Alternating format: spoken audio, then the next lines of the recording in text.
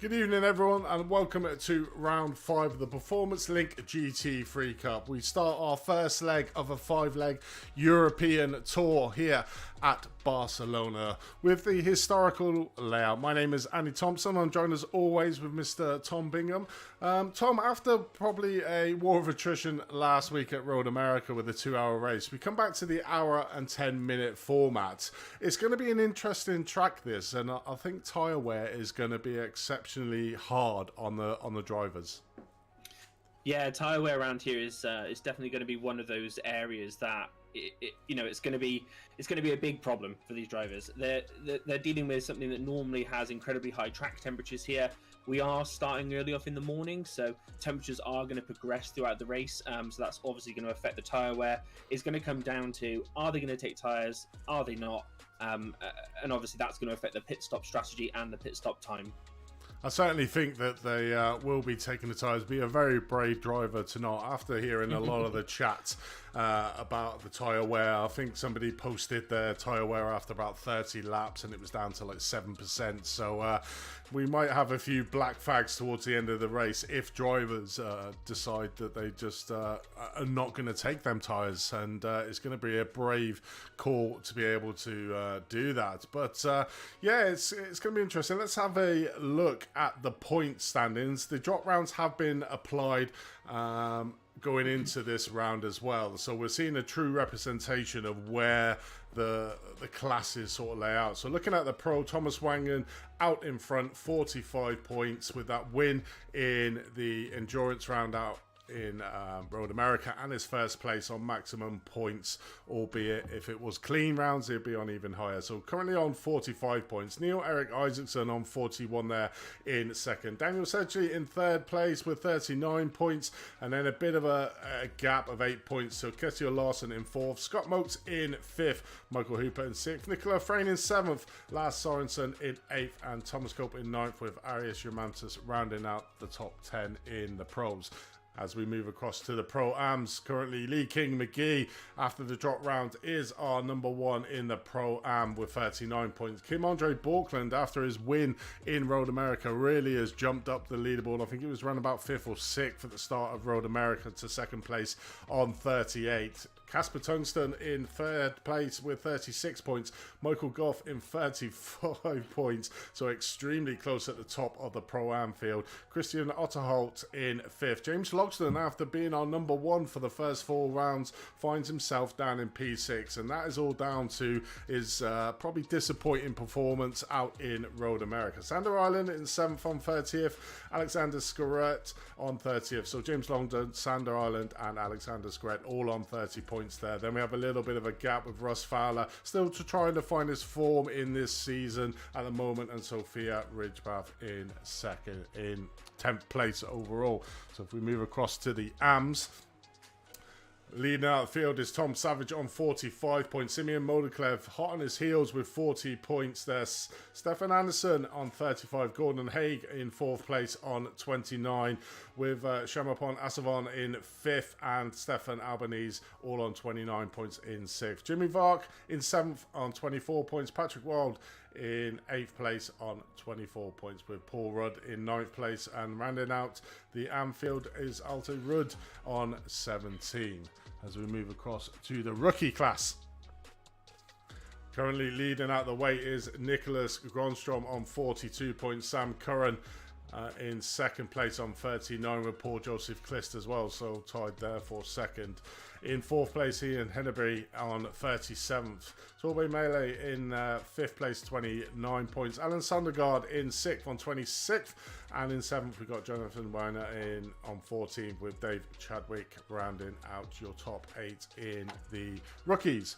Just having a look at the team points at the moment. So slightly little change at the top. IGO Coating Iracing by the Sunday's Traffic Skull is leading the way on 137 points, with Team Bear Pope hot on their heels, about 9 points behind on 128, with Team Bear Pope on 127. Sim Racing Norway on 125, with Dane Racing on 114. Olympus Esports RA in 110 points in 6th.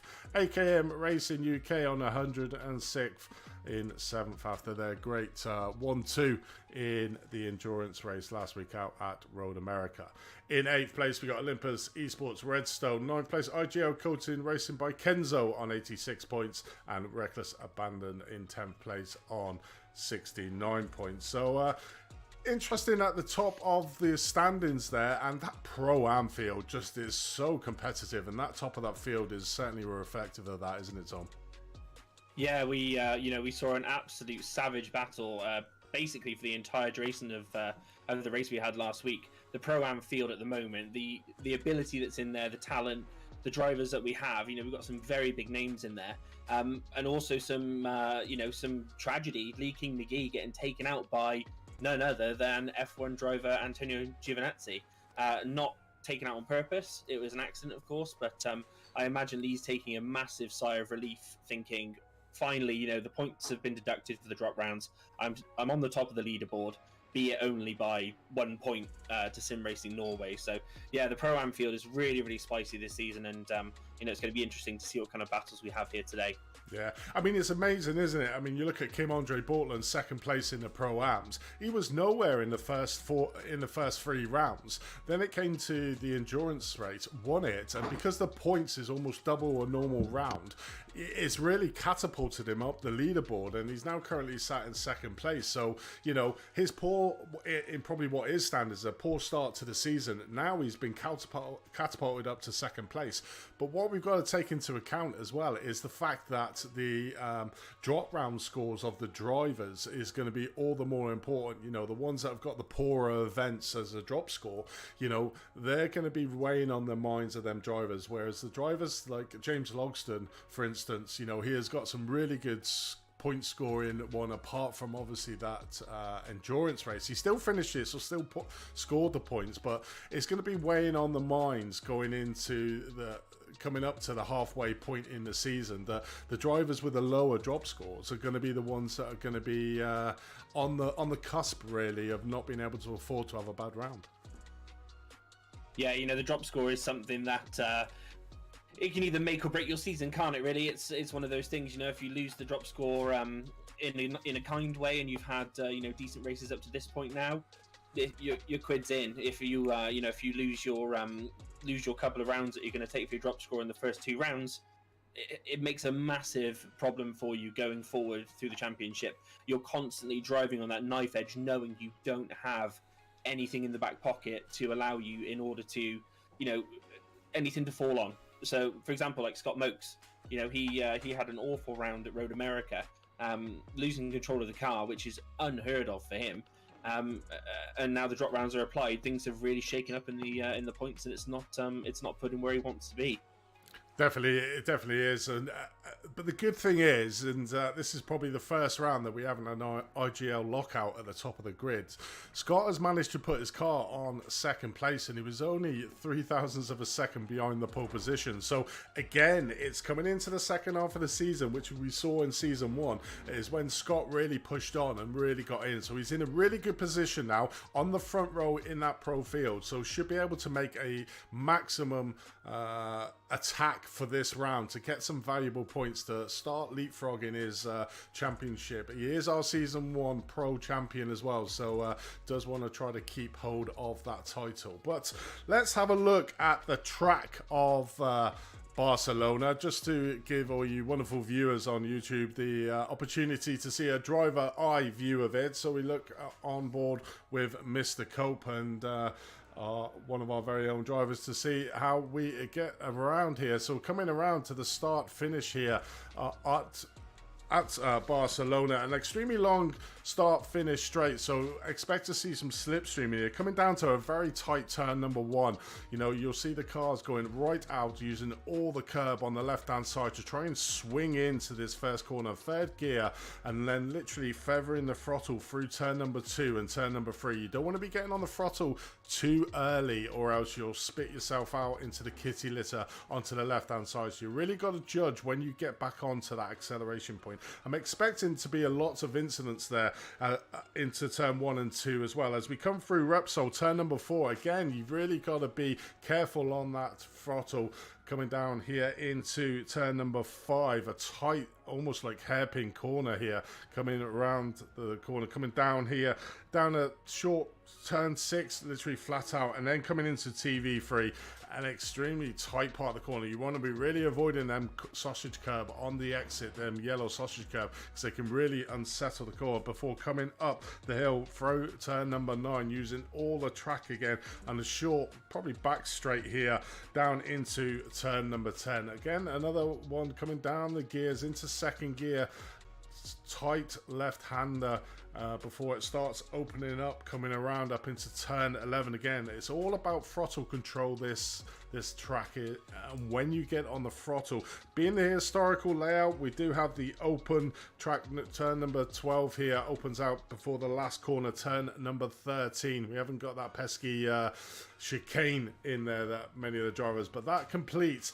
a lap around Barcelona circuit, looking at a 141.23 out on track. So it's going to be interesting what the drivers can do, but it's really all about throttle control, Tom. Yeah, I mean, like you're saying, Andy, all about throttle control. I think this is why we're now seeing the Porsche Scott Mokes up there near the front. This track is really, really designed for the Porsche. You know, it's something you can get you know, stuck in on the power, dig in early, progress around these corners, and it does have good pace at these slower to medium style corners, whereas we're obviously seeing the BMWs not necessarily suffering, but they are on the back foot slightly when it comes to the Porsches. So the big areas for me that I think are going to be incidental, Repsol can sometimes be an issue if people don't balance the car correctly on that corner. But as you said before, TV3, that is going to be one of the shocking corners on this track. If you go near those sausage curbs, it can be a race ender. You know, there's no room there. The track narrows incredibly tight. It's definitely going to be one to keep an eye on throughout the race.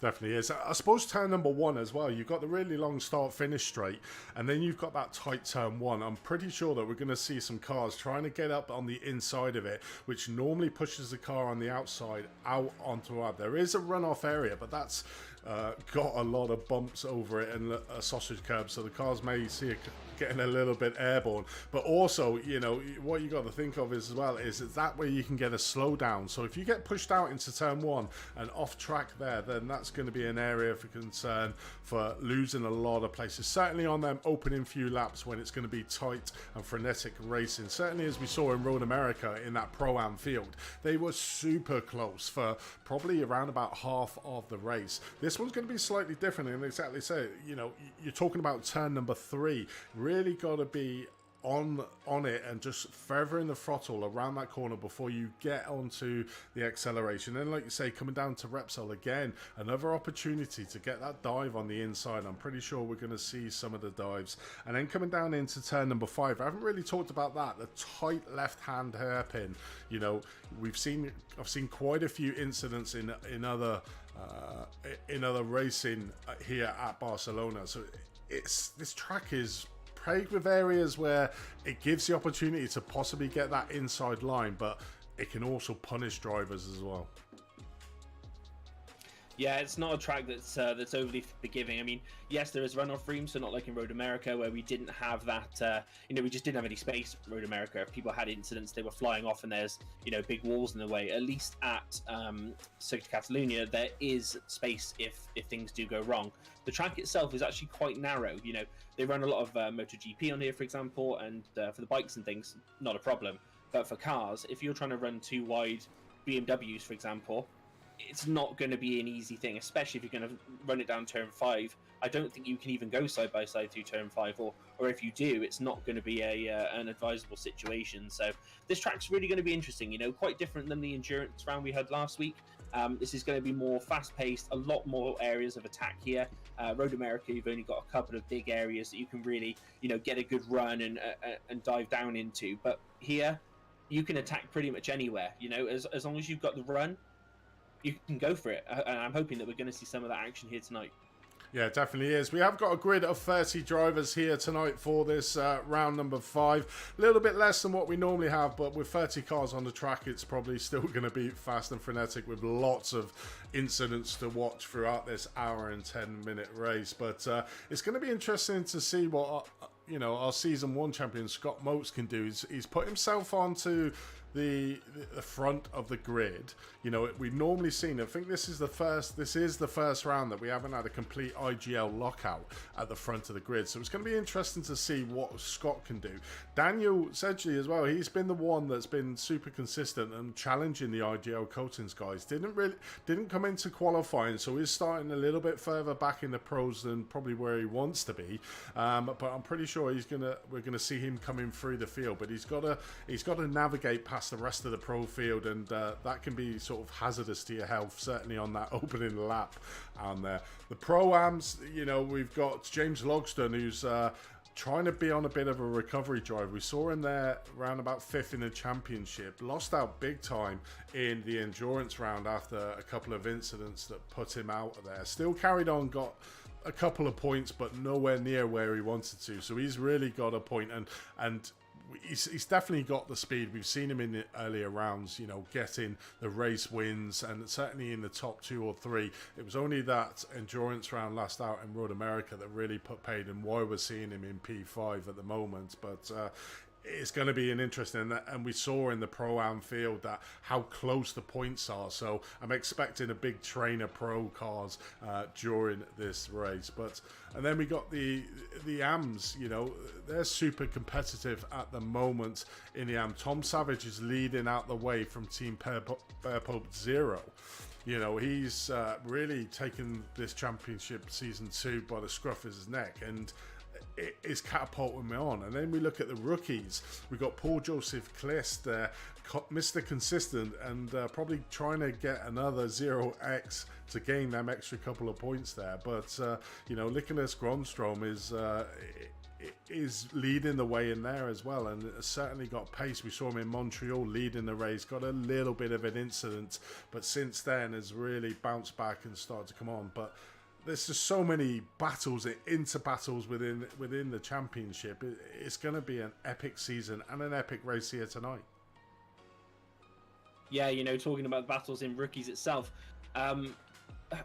one driver I want to keep an eye on, especially for this race as well, going forward in the championship, not this race necessarily, is Ian Henneberry. You know, he's sitting in 4th place on 37 points compared to the guys of, Nicholas Grönström, Sam Curran sitting up there on 42 and 39 combined between him and PJC. Ian Henneberry, awfully fast driver. You know, we saw him in earlier rounds putting absolute waste to some of these guys, and he's well within striking distance. The championship all over the board, even in the AMs, as you were saying before with Tom Savage. Yes, he is running away with it slightly with 5-point advantage, but it's not something that the Sim Racing Norway driver of Simeon Moldeclef can't potentially win. You know, he's driving the McLaren. It's a car that is, I would think, going to be good here, good at other tight circuits, especially as we move towards the far side of the world as we change continents. So it's anybody's race. You know, these championships are all over the place at the moment, and I'm really looking forward to this race, Andy. Yeah, Simeon has moved across to the BMW, so he was in the Macca. He's now gone across to the BMW. So on our free change, he's sort of moved over to a different car. I think it's only one of the Sim Racing Norway's, Gordon and Haig, that's it, is the one that is basically driving the Macca still. So we still have the Macca on show with a spitting fire out the back, and my personal favourite cars. So we get some great shots of the Macca. But it's going to be interesting. We've got 30 cars, all the top contenders still here tonight. Oh, as we see Gordon Haig getting slightly wrong on that pit entry, hitting the wall.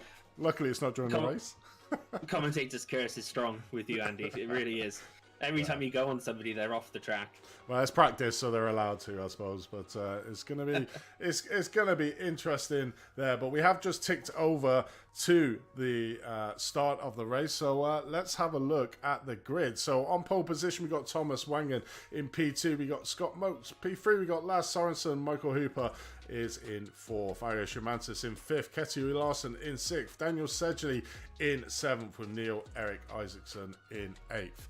Then we move across to the Pro-Ams. James Logson is in pole position. Russ Fowler is best starting position of the season there in 2nd place. So this could be the leapfrog he needs to get on. Lee King McGee, our Pro-Am leader at the moment in P3. John O'Cook in 4th. Christian Otto in 5th. Michael Goff in 6th. Kim Andre Borkland in 7th. Casper Tusden in 8th. Steve Pierce in 9th. And Sander Island in 10th. In the top of your AMs, we got Tom Savage in 2nd place. We got Sammy Hendricks.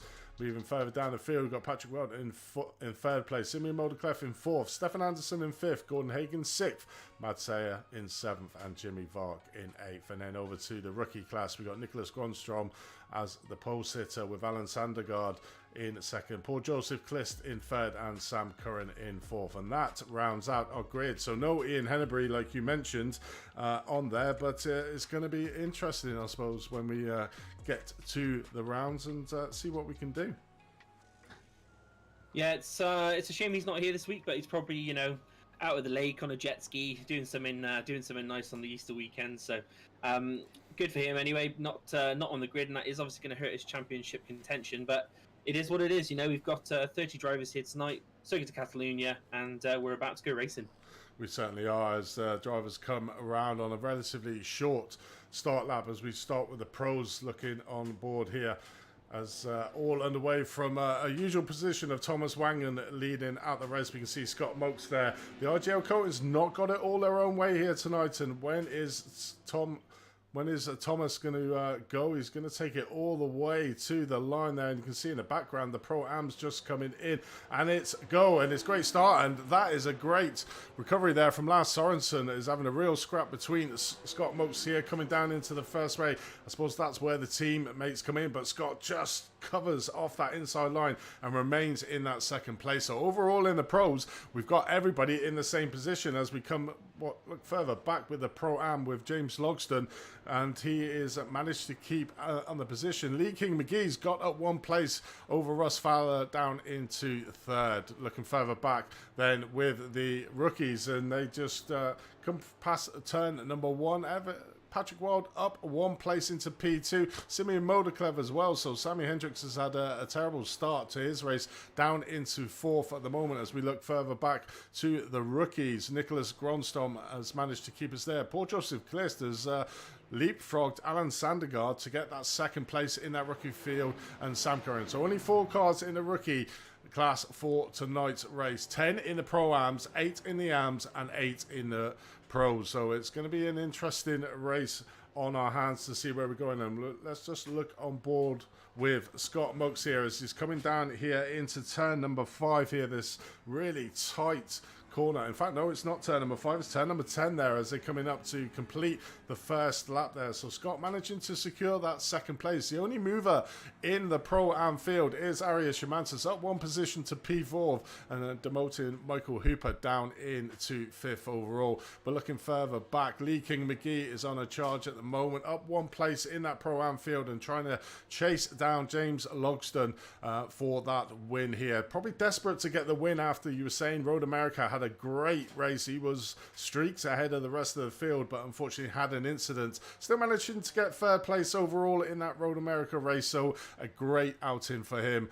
Looking further back at the looks like we do have a little bit of an incident. Michael Goff has gone into the pit, so we'll have a look at see what happened there. But our race lead at the moment, Tom Savage, still where he was in the grid and leading out the way, trying to just leapfrog away from Patrick Wild and Team Bear Pope, who's just behind. So a little bit of a gap in the top 3. Sammy Hendricks there just at the back there. We can just see him with Simeon Modeklev in that striking Sim Racing Norway BMW car. But looking further back then at the rookies and Nicholas Gronstrom trying to get away from an early start. Alan Sandergaard has managed to get past Paul Joseph Clist to take that second place again. Oh, as we got a spinner there, that was Gordon Haig. He has had a spin there coming around. I think that was turn number 4. He, as you were mentioning earlier on, let's have a look at see what happened to Gordon Haig.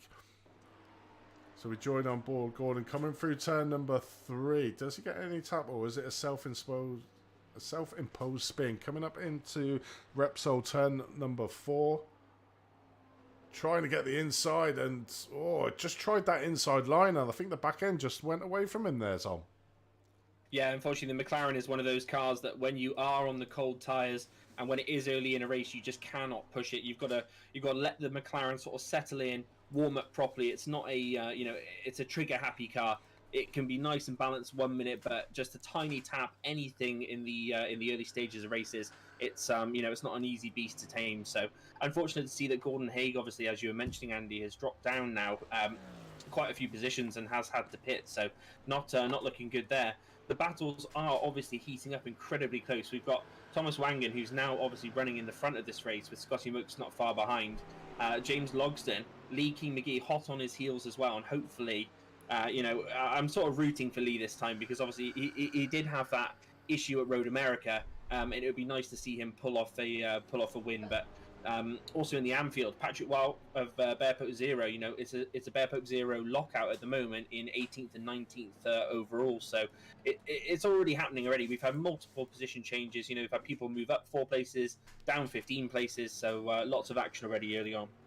Yeah, there certainly is, and we're looking at Tom Savage leading out the AM field, currently 2.7 seconds ahead of Patrick Wild, so we're managing to get a slight little advantage. You can sort of see there the lead that Tom Savage does have in this AM field, and you can just see in the screen, looking at Patrick's car, we do have Sammy Hendricks just behind him in P3 as well, so extremely close. And then if we go on board with Simeon, who is hot on the heels of Sammy Hendricks there. Very interesting tight mid pack here for the top 2, 3, and 4. Tom Savage at the moment is obviously getting a little bit out in front, but these two having a decent scrap here in 20 and 21st. This is 3rd and 4th in the AM category. But let's have a look further up the field. And Lars Sorensen, what's happened to him? He's had a spin here. It's round turn number 1, that looks like. We'll have a look back and see if we can find out what happened to him. Let's have a look at a replay here. So this is coming down into turn 1. Lars Sorensen coming down the long start finish straight. There's no cars around him, so this is a self-imposed spin here. Coming in, literally too hot into the first corner. Managing to get the car done, reverses out and just reverses it back into the kitty litter. Probably loses himself another couple of attempts. You can see him wheel spinning out, avoiding, like we mentioned at the start, them savage bumps there. The curbs going through turn number 1 and 2. So managing to pull back out on track, but well down the order. Currently in P17th, so right at the back of the Pro Anfield is Lance Sorensen. And it's so easy to do around this track, isn't it, Tom? That one little mistake that you have, and you find yourself back in the mid-pack. Yeah, you know, the straight here is incredibly long, very, very high speed. You've got to judge that braking marker correctly. With these cars running a higher fuel load and also still potentially colder tyres, it's something you've got to be careful of. A lot of the drivers also will do things like manipulate their brake bias. So he could have had his brake bias set a certain way for the previous corners before coming onto the long straight there on turn 13 in Catalunya. But he may have come all the way down and not reset it in time in order to have that additional stability he needed. Over-rotated the car and, as you said, put himself in the kitty litter. Yeah, it definitely is. As we join the battle for this hotly contested Pro Anfield, you can see there from P11 all the way down, covered just by fractions of a second between each driver. So as we thought at the start of this race, it's going to be super tight. You got Russ Fowler heading out this grid, Casper trying to only 0.3 of a second behind, then Kim-Andre Bortland 0.9 of a second behind Casper, John Cook 0.3 of a second behind Kim-Andre Bortland. So it is extremely close, and John's managed to change his cars to the Mercedes, so trying a different car here, maybe little bit more sorted. But I wouldn't have thought the Mercedes would have been that good around this track, Tom. Yeah, I mean, the Mercedes, you know, it's not one that is good on the tight, twisty, not that I can speak, the tight, twisty circuits. That's a bit of a mouthful. It's more along the lines of, you know, your Le Mans, your Spas, something that's got the massive, long, firing straights. It's not going to be good here, I don't think. I would imagine, as we said before, you know, the Porsches, that's going to be one, and the BMW, if people can maintain the balance and get good corner exits, you know, it's going to be those two front runners. The other car that is very, very good here normally is the Lamborghini. Speaking from experience, I had a championship win here in a Lamborghini, and it was just on rails, you know, having that all-wheel drive to give you that real good push out of the exits. It was just phenomenal. So the nice thing, though, for these guys, obviously, we're watching now Patrick Wild. He's going to have the ability of the braking. The braking is going to be phenomenal in the Porsche, and you know, it's my favourite for winning this race tonight. So we'll have to see what happens and see if Scotty Mokes can catch up to Thomas Wangen at the moment, who seems to be running away with it slightly.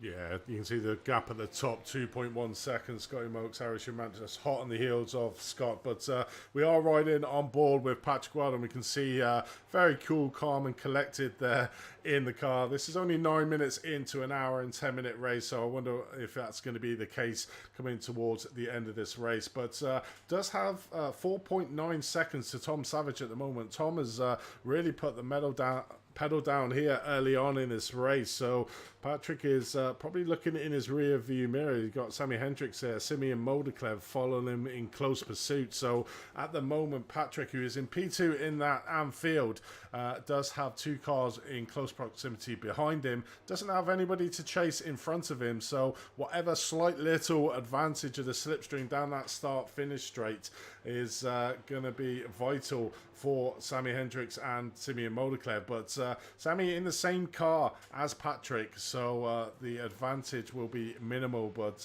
that BMW of Simeon Moliklev back in 21st and 3rd in that AM field is going to be quite strong, I would imagine, down there. So we'll see if Simeon can make any moves. It's all about getting a decent exit through turn number 13, which will really catapult you down the start-finish straight. But at the moment, Patrick managing to gain a couple of extra tenths of a second over Sammy Hendricks. You can see it there, 0.5 going up to 0.6 of a second. So it should close down a little bit, but Patrick certainly has the making at the moment. You can see the lap times there, about a tenth of a second ahead of Sammy and about 2 tenths ahead of Simeon at the moment. So Patrick doing well in that second place, but Tom Savage is gone off into the distance at the moment, 4.3 seconds in the lead of this AM race. So it's going to be all to play for when it comes around to the end of this race. But Sammy at the moment is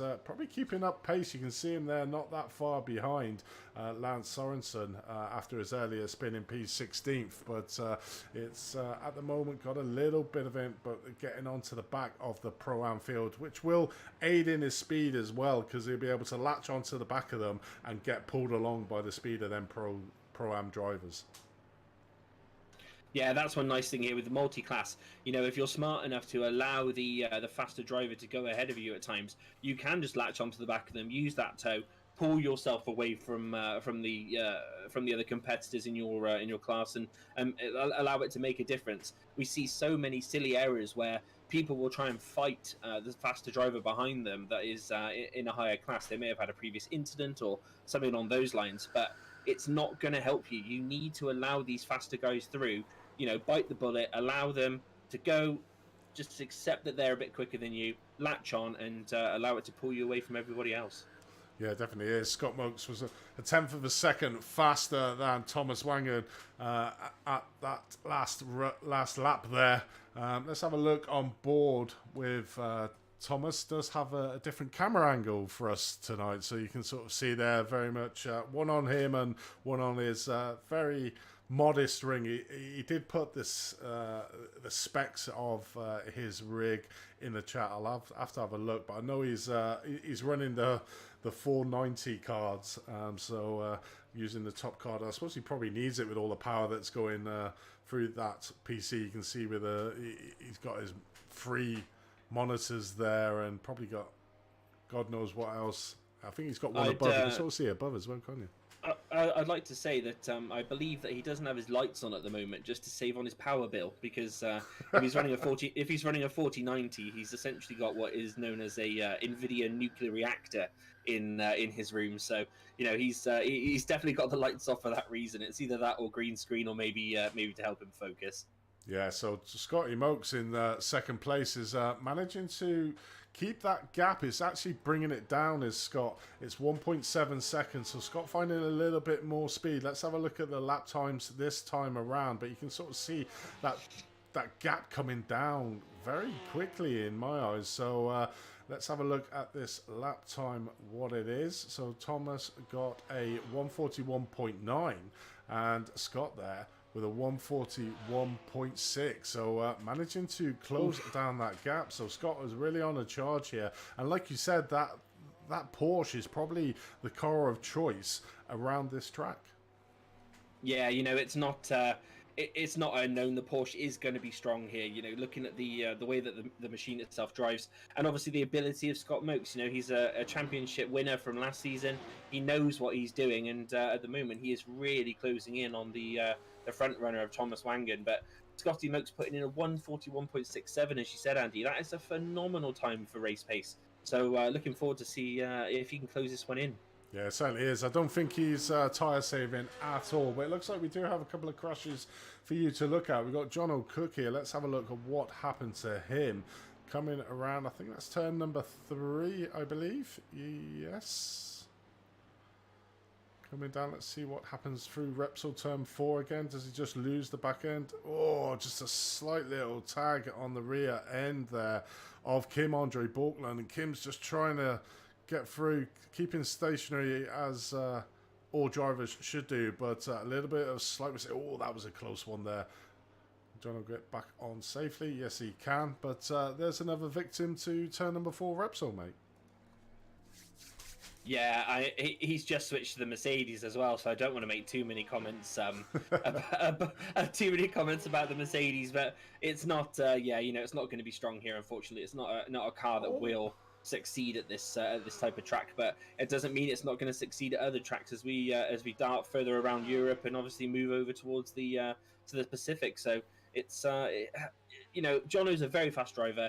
You and I met him recently, Andy, sort of just before the season, doing the Reykjavik Games race with the Norway guys. He's a fast driver. He will figure it out. He'll get it sorted, and hopefully he'll keep it a bit more on track and pointing the right way for the Performance Link team. Well, just looking at my timing town, it says that James Logston's had a crash, so let's have a look and see what happened. Hopefully it's not seeing him come down the timing order. Is it just involved? Let's have a look what happens here. That was, I think that's Repsol coming down here now into the hairpin turn number 5. Arias. Literally just stopped there. That was lucky because he stopped. Didn't lose too much time, but would have lost a bit of time there. So let's have a look at what happened to Arias to cause James to lose a bit of time. Let's have a look.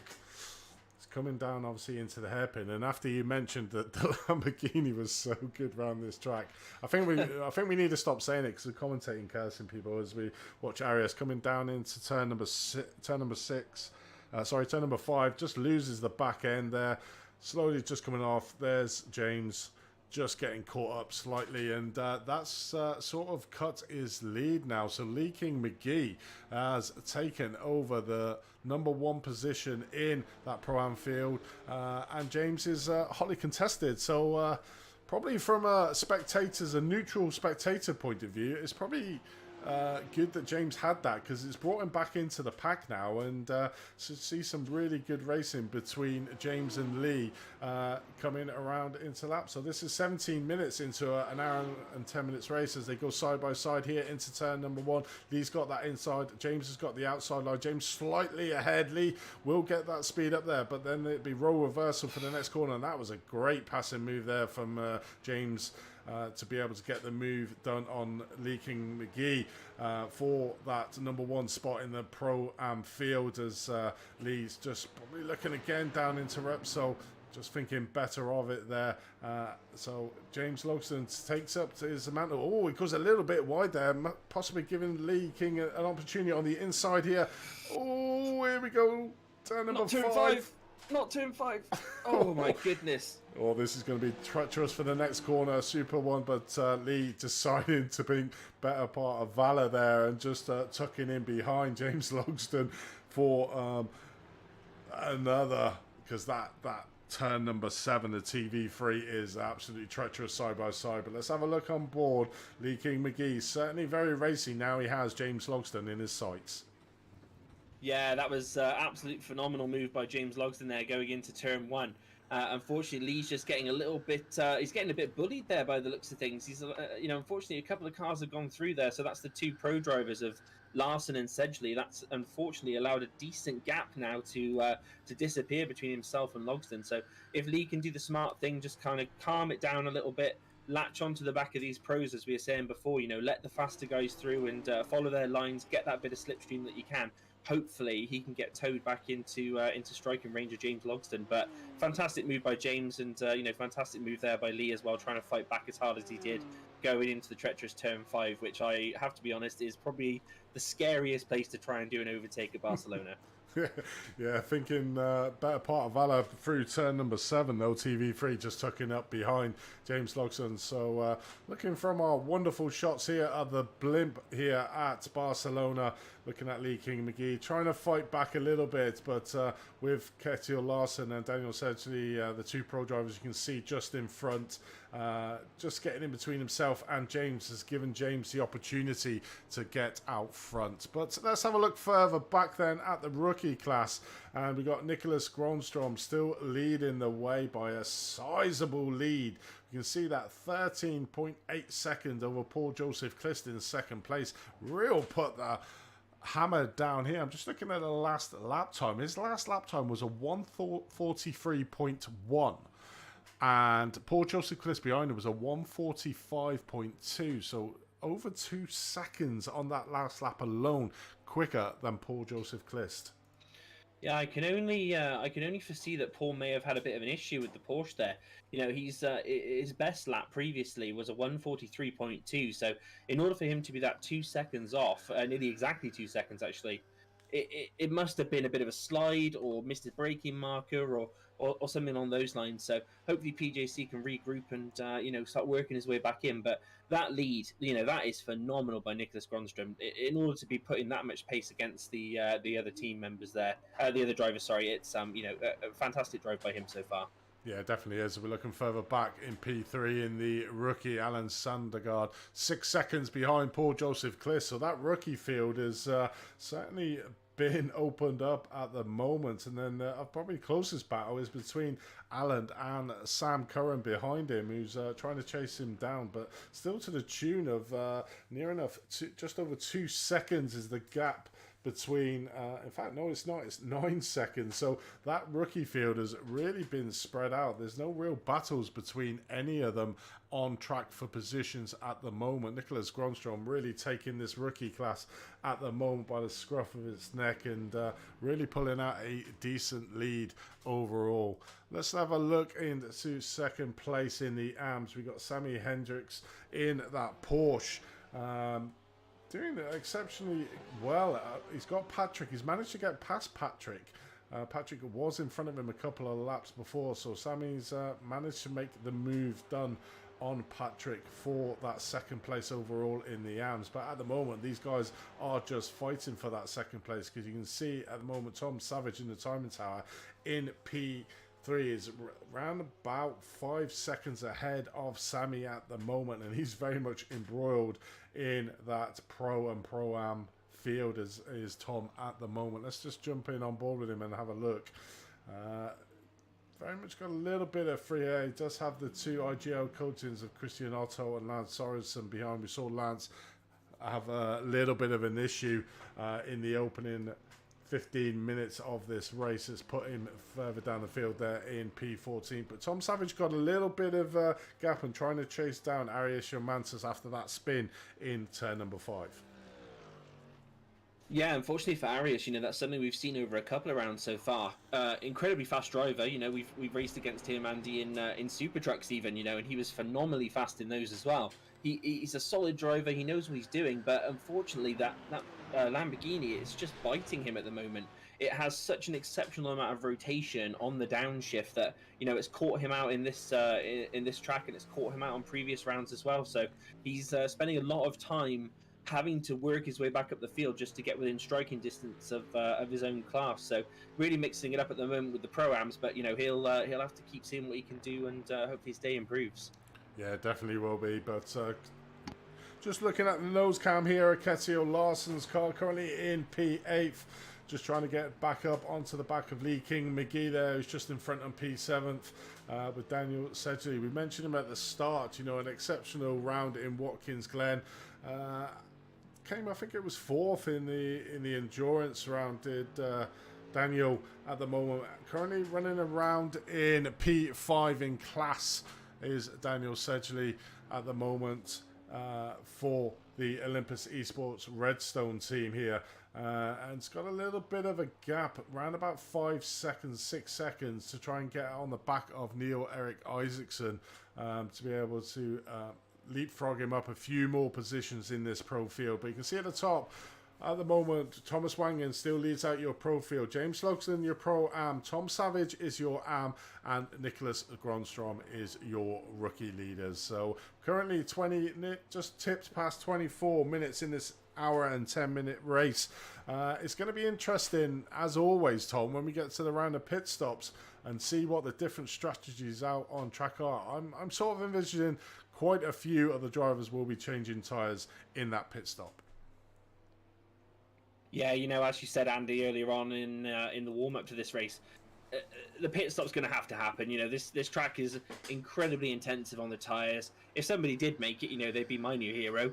I don't know about you, but you know, it would be a phenomenal drive if they could do it. Oh, as you see there, Mad Sayer just getting a little bit squirrely coming out of that corner. So it does show that even though the track temps aren't too crazy, if we could bring them up, Andy, that'd be fantastic. So right now we're looking at you know, only 19-degree ambient with a 21-degree track temp. That's not incredibly spicy. It's nothing along the lines of Interlagos, for example, where we were having, I think it was something ridiculous like high 30s, 40s even. So the tyres, they may last, but the pit stops, you know, that's going to be the time to tell. And I imagine everyone's going to take them just in order to be able to keep the car stable. Yeah, 21 degrees is probably an ideal range for temperature for these tyres, but with this track having really like flowing corners and really got to further the acceleration around a lot of these corners, is going to put a lot of load on these tyres, and it's probably one of them tracks that has an even amount of left and right hand turns, so both the tyres will be feeling a lot of the pressures. I think it's probably more the right hand turn, so you're probably expecting more wear on the right hand side, sorry, of the vehicle, with all the load being put on that front left hand tyre.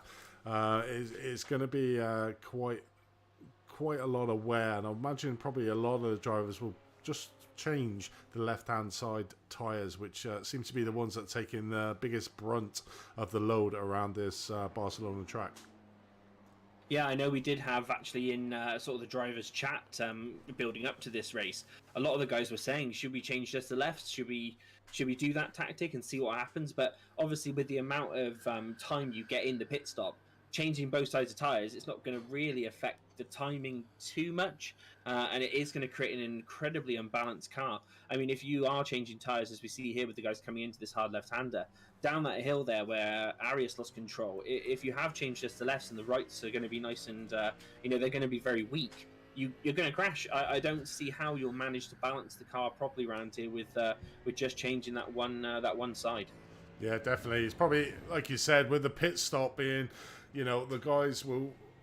It all depends on when the pit stop is. If it's midway, they're obviously going to be taking a little bit more fuel, so they'll be able to change up the tyres within the realms of filling up. It's the ones that go deep into this race, you'll probably find that they'll be the ones that will change one or two of the tyres. As we're looking at... it's... Sorry, Andy. Sorry to cut across. You, just having a drink. As you do. Yeah, the tyre situation, it's going to be interesting. I mean, I'm not sure what the guys are going to do. I imagine everybody's going to take them. As we see Arias actually coming in a little bit early here. So we're only 27 minutes and 50 seconds in. Is he going to... He looks like he might be taking tyres there, Andy. Yeah, obviously put a little bit less fuel in. We'll be maximising the fuel to probably change all four tyres here is Arias. We'll have a look, see what his pit stop, and we can benchmark everyone else against this. But Arias currently in just going north of probably 22.4 seconds. So certainly probably would have changed all of his tyres there coming out, doing the early stop. So we're going to see if that pays off really for him, and Arias there coming out in P24, just ahead of Paul Joseph Kliss coming into turn number one. Yeah, Arias unfortunately having that incident early, allowing himself to get in and have that early pit stop. So putting a little bit sort of off balance fuel compared to the other guys, and running a little bit less, as you said. 22.3 seconds.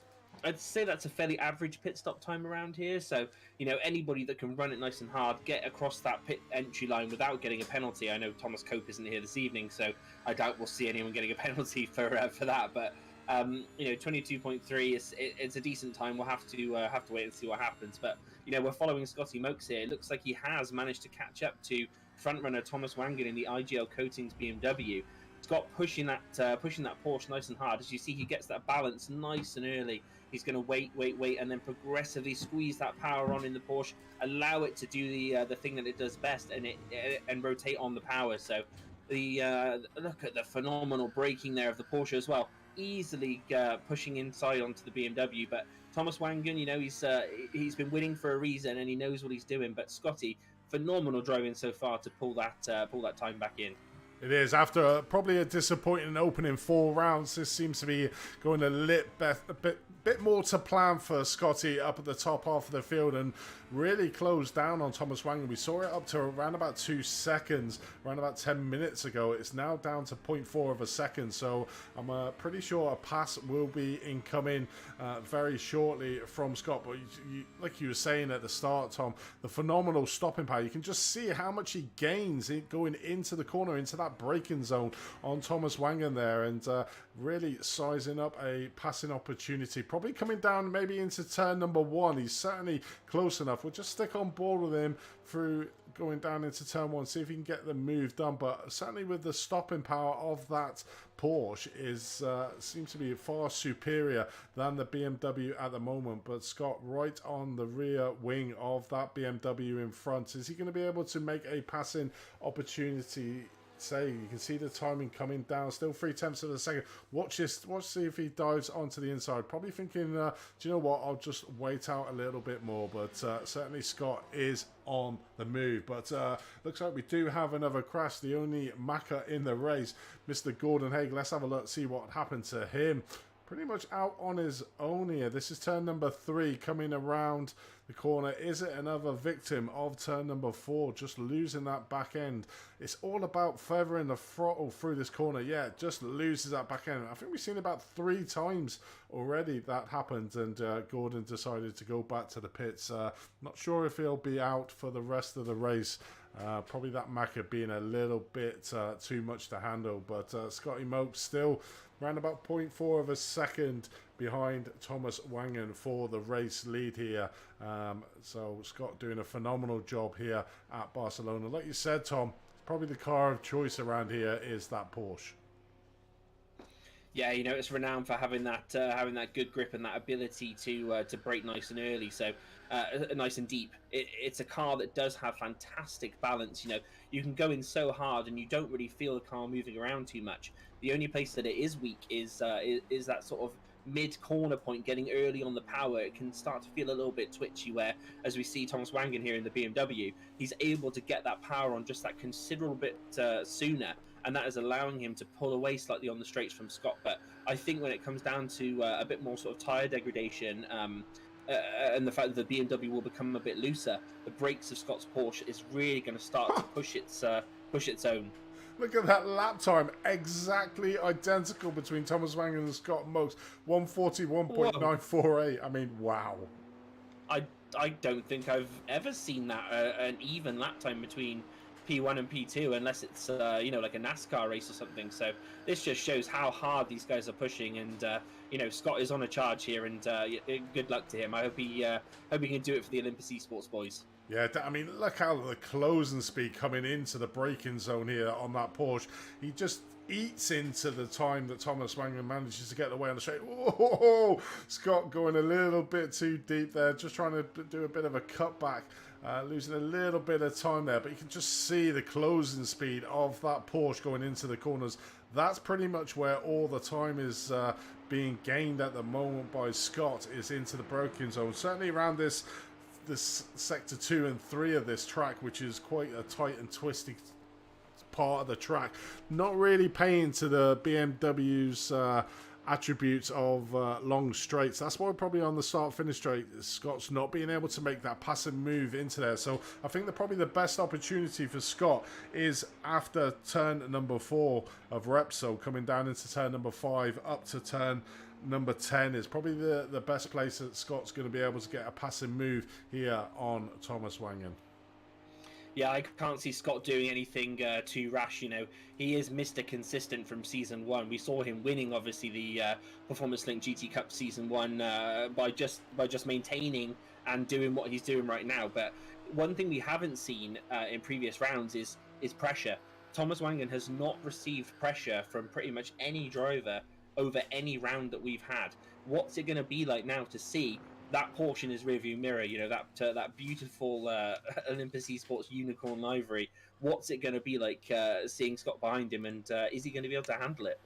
Yeah, definitely is. Scott has got no pressure from behind. He's got a 3.9 second over Michael Hooper, who's in third. But we join on board with Ross Fowler His best position in that Pro-Am, he was second. Has moved down a little bit. He's currently in P3, trying to track down Casper Tungsten, who is a little bit further up the road, but around about 5 seconds. So does have to try to get past the AM leader in front of him of Tom Savage to try and close down. But this will be, if he can keep this result where it is, this will be the best result so far this season from Russ. He did move across from the Mercedes into the Audi, and it seems to be paying off a little bit for him there, Tom.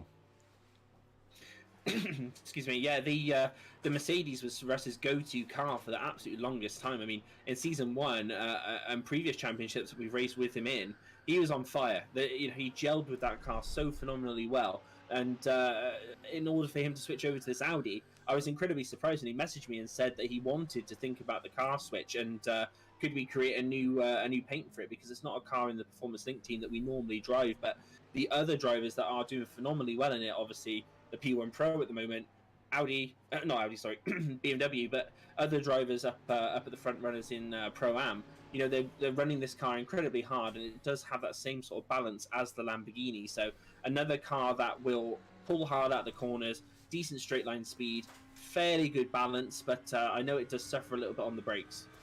It does indeed. I'm just looking at the YouTube chat, and AKM Racing say they hate this circuit. Let's hope it explodes.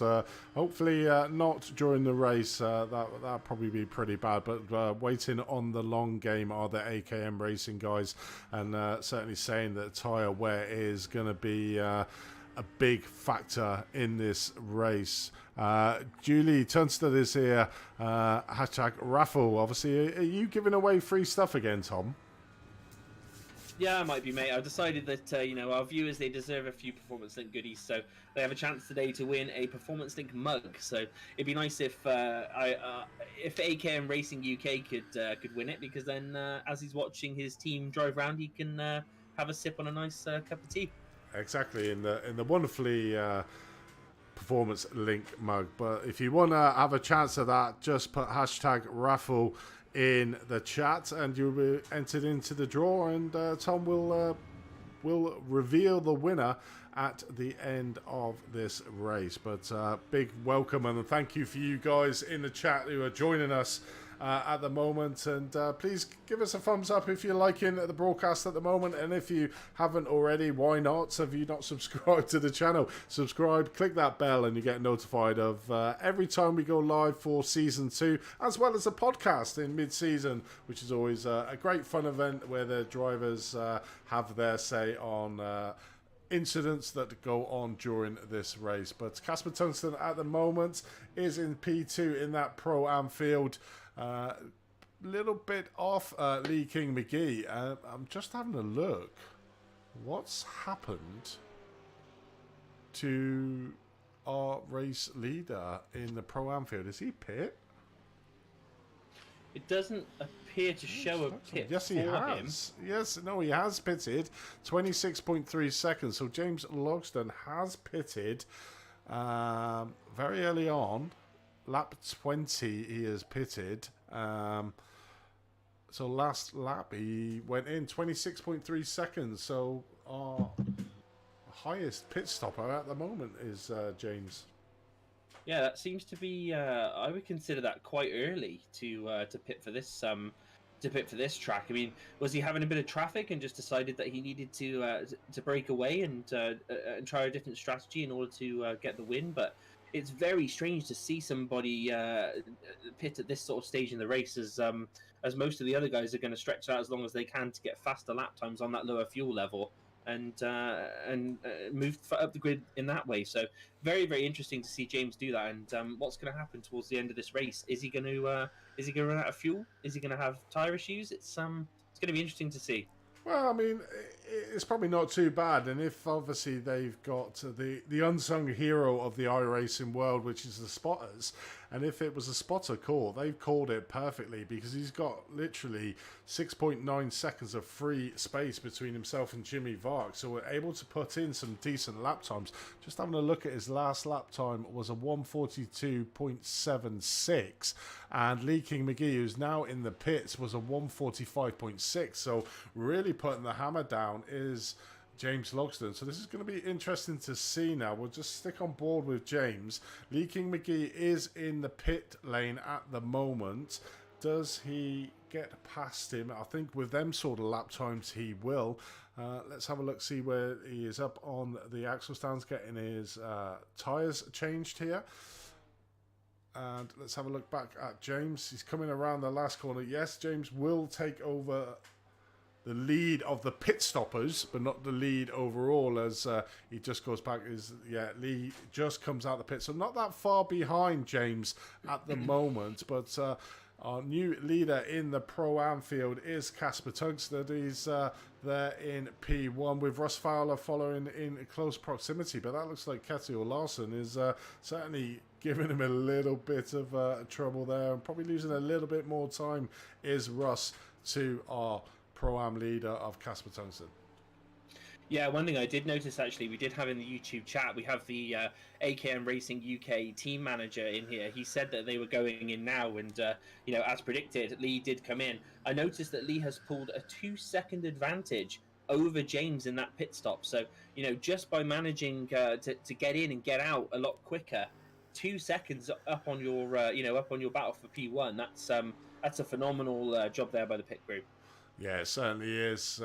Gaining 3 seconds in that pit stop by having a shorter pit stop than James. So that obviously puts him a little bit closer out on track. Probably going to struggle, if I'm going to be perfectly honest, to try and keep up with James. James just seems to have a lot of pace this race. And we saw in the free practice, and obviously the fact that he was on pole position as well, it certainly says that he does have the speed around here. But we're looking at Russ Fowler at the moment. Currently P2 in that Pro-Am field, but obviously still owe us a pits. But we're getting into that pit window. We do have around about 6 or 7 drivers that have come in for the pit stops at the moment. So the highest in the pit stops is Michael Hooper in P10th. That was an exceptionally quick one. 22 seconds on track was Michael. So he has pitted. He's currently running around in P6 in the Pro, and closely followed by our very own Jonathan Cook there in P11th, with Sander Island in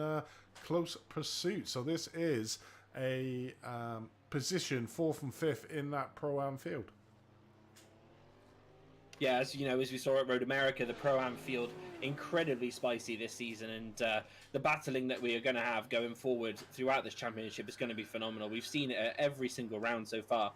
The Pro-Am field, they're just, they want the win. They want to attack. They're getting settled in now to the point where they've been driving Iracing for a fair amount of time. They know what they're doing. They know how to handle these cars. They know how to battle close, and they want to push the cars in order to get those positions up. So lots and lots of fun action coming up ahead. Definitely is. Let's have a look at a few incidents. Kim Andre Borkland having a bit of an issue coming off track. Let's just have a look at him. Coming around turn number 11 there. Into turn 12. Not really seen a lot of it. Oh, has a little bit of a wiggle there. Coming around. Oh, he sort of lost it well before. Comes off. Wow, hits into the wall there. And I think he goes back to pit. I don't even think he can move. I think that's his back right tyre come off. Yep, he goes back to pit lane there. That sort of started happening around turn number 12. He lost the back end of the car, couldn't regain it for turn 13, and the car just stepped away from him. Yeah, we were talking about that tyre degradation affecting some of these other vehicles. The Porsche, with its natural ability to have that weight over the rear end, it will let you survive on the tyres a bit longer.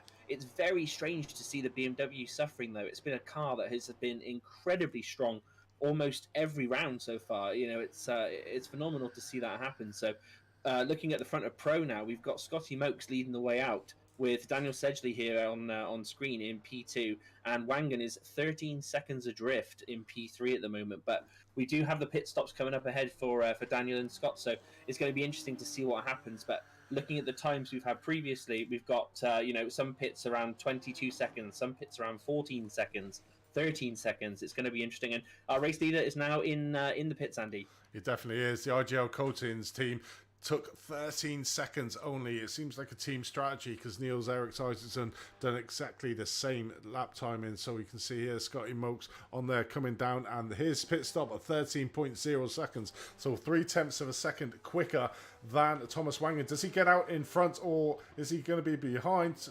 Has he jumped him in the pit lane? There is Thomas Wangen just coming up to turn number 1. Scotty Mokes has managed to leapfrog Thomas Wangen in the round of pit stops. Great work there for Scott Mokes. Some great outlaps, getting a 0.3 of a second in that pit stop, and has managed to get in front of Thomas Wangen here for this race. You do have Daniel Sedgley up front at the moment. But these are the top 2 that have pit stopped already. So Scott Mokes managing to leapfrog Thomas Wangen in the round of pits.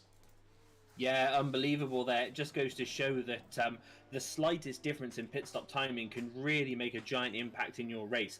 Thomas Wangen put in a 13.32 pit stop, and Scotty Mokes put in a 13.1. If you look at the distance they were apart on the actual track itself, that 0.2 of a second in pit stop time could have been the difference between Scott sitting now in P1 or Scott sitting in P2. So incredible to see. But now that pressure has switched around, we know Thomas is going to be all over him, trying to push him as hard as he can. As he goes for a dive down the inside, Scott pushes. A little nudge on the rear right hand corner of the BMW, and Wangen pushes his way into the lead there. So a big heavy move from our race P2 position there, but Scotty will not take that sitting down. He will be on full attack now in order to gain that position back.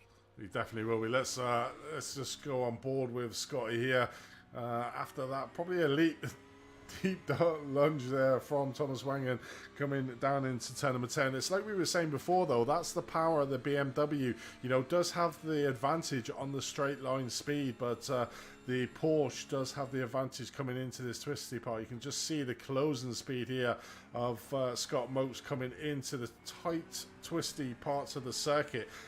And that's where all the advantage sort of goes towards the Porsche and being able to get later on the brakes than that BMW. So it'd be interesting to see if Scotty repays the favour and tries to do a deep lunge into one of the corners here.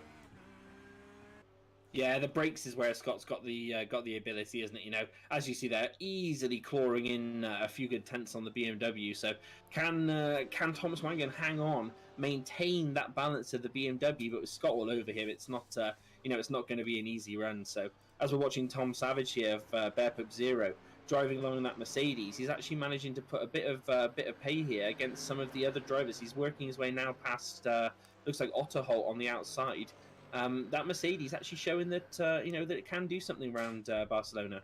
Yeah, it obviously was the car of choice a couple of seasons ago. I think it was every championship was a Mercedes fest. They've sort of been nerfed a little bit to bring it in line with a lot of other cars, which is good for the spectator racing that we see a few more car classes out on track, but certainly going to be tracking down Simeon. So let's have a look on the camera from Simeon here, who's now the next one in sight for Tom Savage. I think Tom obviously has pitted. Yes, he has. Simeon has not pitted yet. So Simeon currently leading out the race, but you can sort of see the gap that Tom has on the AM field when he's right on the back of the first place of Simeon at the moment. Simeon still needs to come in to do a pit stop as well. Yeah, Simeon obviously, I believe he's our youngest driver on track at the moment. We did talk about this at Road America, but he's only 16 years of age, and in order to... and Simeon's coming into the pits, Andy. Yeah, definitely is. Only 16 years of age, and really driving well beyond his years, I believe. And I didn't realise when we got him on the pit stop that he was quite that young, but always great to see the young drivers really putting it to probably more to us olden bodies, or certainly to me anyway. That's why I won't get on the track. I prefer to be in the booth talking about it, because I'll just embarrass myself. Well, I didn't want to say anything, mate. I didn't want to bring it up, but but yeah, obviously, Simeon, fantastically talented for his age. 16 years old, and being able to hang with these guys up in this class. And this season, obviously, we have quite a few drivers missing at the moment because of the bank holiday weekend. But he's able to maintain that ability at that age. It's just phenomenal to see that he can really do it. So as we're watching now, now we're jumping to Niels Erik Isaacson, currently running in P5 in the pro category with Michael Hooper a little bit down the road, but the pro field is really mixed up. The one I'm interested to see now is Russ Fowler.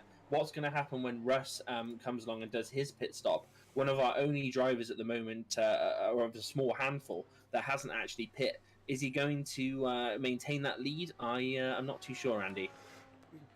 Possibly not, but going really deep into this race, 50 minutes, so maxed out the fuel in that Audi to give him a little splash and dash at the end. But is he going to not change any tyres? So I'll try to keep an eye on the pit boards and see when he does eventually go in to see if he actually changes any tyres, because he might actually lose a little bit of time with the fact of a tyre change. But Russ Fowler at the moment currently leading that pro Anfield, currently in P4th, and by far his best showing of season 2 so far. Yeah, it's nice to see Russ running up towards the front there. He has had a bit of a rough season, in all honesty, with the Mercedes to begin with, and with the BOP that's happened in recent updates. It's not been something that has been very kind to the Mercedes. It was the car that was the go-to. It was the strong contender, the fighter that everybody was jumping on board, which normally happens when they bring out a new car for a few seasons. It's for some reason it seems to be the fastest, but switching over to the Audi and this track layout, it's something that was really starting to work for us. And at the moment he's currently leading out in the Pro-Am field. He certainly is, and we can see there Daniel says he's gone into the pit stop, and it looks like Scott Mokes has managed to get past Thomas Wangen as well. I'll see if I can try and get the passing move for you, but looking back at the rookie field, Nicholas Gronstorm is light years ahead, really, of Paul Joseph Clist in second place in the rookies. Has had an exceptional round here as Nicholas Gronstorm in that rookie class. And let's just have a look back at Paul Joseph Clist, probably trying to go for a 0x again. So I was just looking at his lap times. His last lap time was a 1:48, so maybe had a slight incident where he came off track, but certainly going a little bit more defensive, knowing that he's got quite a few seconds over Alan Sandergaard, who's currently in third place overall for Dane Racing in that rookie field. And that rookie field's sort of just been blasted apart as there's the leaders just going past, with Scott Mokes and Thomas Wangen there just overtaking Alan Sandergaard for another lap. So that's one lap down that Alan is to the leaders. Let's have a look at the positions out on track, see where everybody is. You can see everybody sort of congested around, just coming up into turn number 5 and then coming through the TV3, a big angle of the pros and the Pro-Am fields there.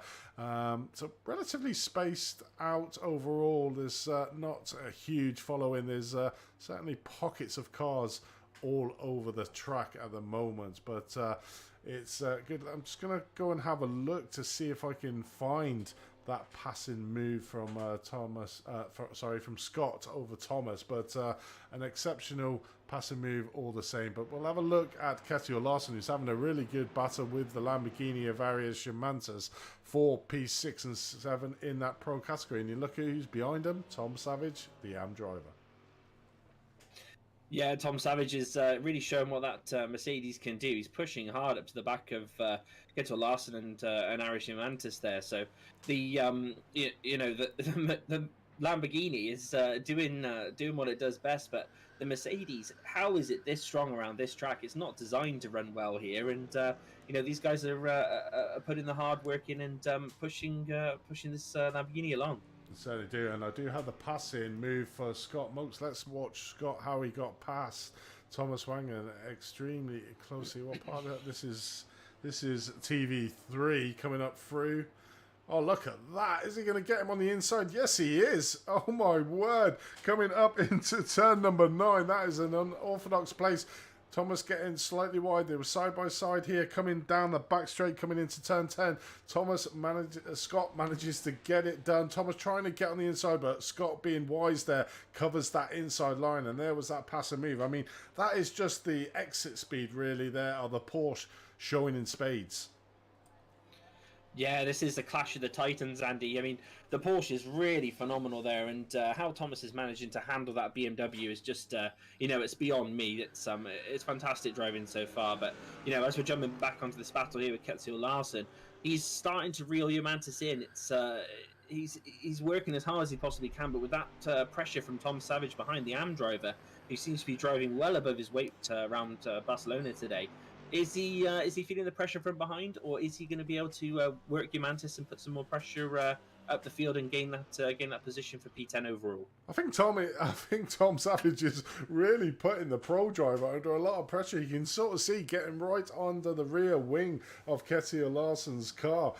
He's obviously looking forward, saying, you know what, I'm having a fight here with this Lamborghini. You don't need to be so close. But Tom is super quick around this track, and even putting the pro drivers under a little bit of pressure. But wow, I mean, it's just a phenomenal drive from the AM driver, Tom Savage. You can sort of see there the gap that he does have. It's probably around about 13-14 seconds to Sammy Hendricks, who's currently in P2 in that AM field. An exceptional race for Tom. He doesn't really need to go any further as long as he can keep it. We've only got 15 minutes left of this race. All the pit stops have been done, apart from, guess who? Russ Fowler, because I've just been looking at it thinking, does he have some kind of hack going where he's coasting the entire time around this track? I mean, how is he doing this, running 56 minutes into this race without pitting? I mean, this is ridiculous. How is he managing to do it? Yeah, I mean, we look at Road America last time. There was nobody who was able to get to the magical hour mark. Is Russ going to be able to get to the hour mark here? He's at 56 minutes in, so he's only got 4 minutes left to see if he can get to that hour. Currently running in P3. I'm just trying to have a look at the time. So it's 6. He's around about 10 seconds ahead of Jonathan Cook, who is in second place in that Mercedes there of Performance Link. It's depending on that splash and dust. I reckon Russ might get out in front, you know. Yeah, it's going to be phenomenally close. I mean, if we look at the fastest pit stop on track so far, which was Scotty Mokes with that 13:10. If you look at 13:10 against the distance between Russ and Jono, that puts Jono in front. But the fact that Russ is pulling away little by little by little, it's going to be incredibly close, Andy. I mean, it doesn't take a lot for you to make a mistake going into the pits or coming out, or getting a penalty there and getting yourself a big hindrance into your race. But it's going to be incredible to see. I just can't understand how Russ is managing to do this right now.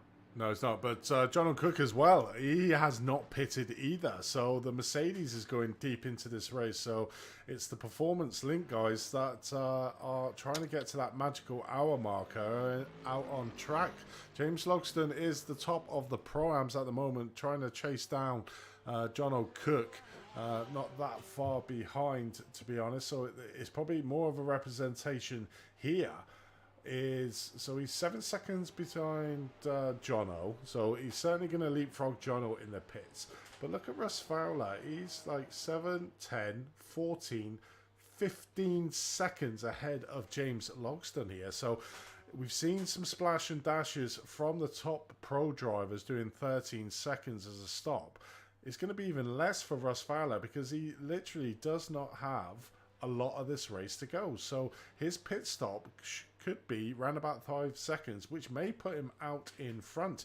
You've got Lee King McGee running around in third place, fourth place overall at the moment, but obviously we said 2 drivers in front of them hasn't pitted. Is this a masterstroke from Russ Fowler to be able to get right to the end of this race, try to get out the lap times, and then dart into the pits for a quick splash and dash? He's got an opportunity to get second place here. Lee King McGee may be close to him. Same with James Logsdon. It's going to be all down to that pit stop, and if Russ can continue to put in the lap times, he's currently doing 142.78. I'm just looking at James Logsdon, who's doing a 141.79 last lap out. Lee King McGee done a 142.6, so slightly faster than Russ, only a tenth of a second for Lee King McGee, and about half a second for James Logsdon. So it's going to be close, and it's going to be interesting to see, is that last late dash into the pits for Russ Fowler going to give him a podium position here at Barcelona? The only question, Andy, that it really comes down to, tyres. 100%. How are Russ's tyres looking at this point? Because if he's hoping to come in and do a 10-second splash and dash, he won't be able to take tyres. I don't believe you can take them in that short period of time. It's going to be incredibly close. I hate to say it, but I think we could end up seeing a black flag for a potential blown tyre here on on Russ Fowler's car. It's going to be awful if it happens, but I just cannot understand how he's managing to push it this long. So fantastic driving for him at the moment. And as we see him, Russ Fowler's in now. Let's take a quick look at him here. We will monitor the pit stop time, and we'll see if Russ does take tyres. Let's keep an eye as well on obviously John O'Kirk, who is also coming to the pit lane. So James Logsdon is going to be the one to watch now. Is he going to leapfrog Russ Fowler in? Yes, he does. He does. He's leapt past Russ at the moment and has pulled himself back into the P1 position in Pro-Am. Russ did not change tyres there, so Russ Fowler is going to be close to Lee King McGee. Lee King McGee goes on past to take that second place. Russ not changing any tyres. His pit stop was 11.17 seconds. Did not change any tyres. It's going to be interesting to see what his tyre wear is at the end of this race. I mean, hopefully he'll come in for a chat. Hopefully he will be in the top three. But this is by far his best finishing here, as long as he can get to the end of the race on them tyres that he hasn't changed. Yeah, I was just thinking the exact same thing as you said, Andy. We will have to get him in for an interview after this, just so we can ask him what his tyre degradation was. I mean, I'm tempted to message him right after and just ask him how the heck is he managing to handle this track. I mean, if we can have a look at the track temps, Andy, I don't believe it's come up too hot. It's only running 22 degrees C. So as you said before, it's something that is pretty much ideal for these tyres. It's not too hot, not too cold. It's not like your porridge. But he's obviously doing a fantastic job. So good driving by Russ, and he could see himself on the podium tonight. Yeah, definitely is. As we look at Michael Garfield, AKM Racing, a bit of a change of fortune really for Michael. Currently in P8 in that Pro-Am field after that spectacular P2 in Road America. It's just how fickle is iRacing, and racing out on track is that 1 week you're riding a high, the next week you're fighting over sort of P8 at the moment, and not having the best. He has had 2 pit stops, so probably has been involved in an incident, as Michael Goff from AKM Racing UK. But his teammate there, you can see in the timing tower, currently in P7th, running second in that Pro-Am field. Currently our leader in the Pro-Am class as well. So we'll probably maintain that lead at the top of the Pro-Am if he's able to keep that second place. But his teammate here, Michael Goff, currently down in 24th, 18 class. So a bit of a change in fortune for the 2 teammates. Yeah, we just have some information here from the YouTube chat. The AKM Racing team manager has just mentioned that James has spun as fell into our lap. So potentially something that we haven't seen on track here, but hopefully will be a great day for the AKM Racing guys.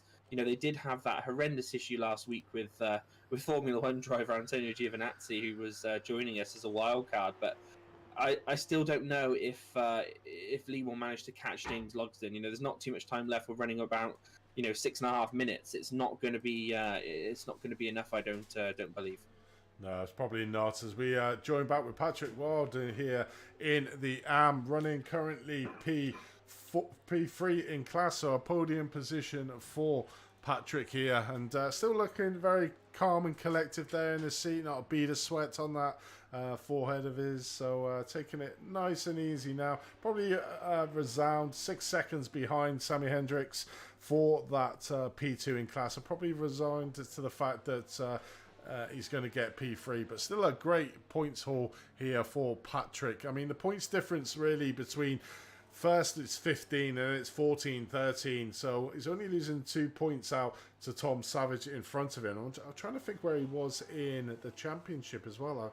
I think he was up there, so will be some very valuable points for him going into this in P3 for Patrick at the moment. Looking further back in the Anfield, you've got Jimmy Vark from Team Bearpole. Probably not having the best of seasons at the moment is Jimmy, but currently in P19th overall on the field and currently P5 in class. Just needs that one electrifying round to ignite his season. He's a very accomplished driver and was at the top half of the grid in season 1 was Jimmy. So he's got it all to play for, and I'm pretty sure he's going to probably come on strong in the second half of the season. But one of the drivers is, again, as we've just discussed, is Simeon. He's fallen down by the wayside, currently P6 in the Anfield. And he does have this roller coaster of rise, doesn't he, Tom? Where one event he'll do really well and win the race, and the next race he'll be mid-pack.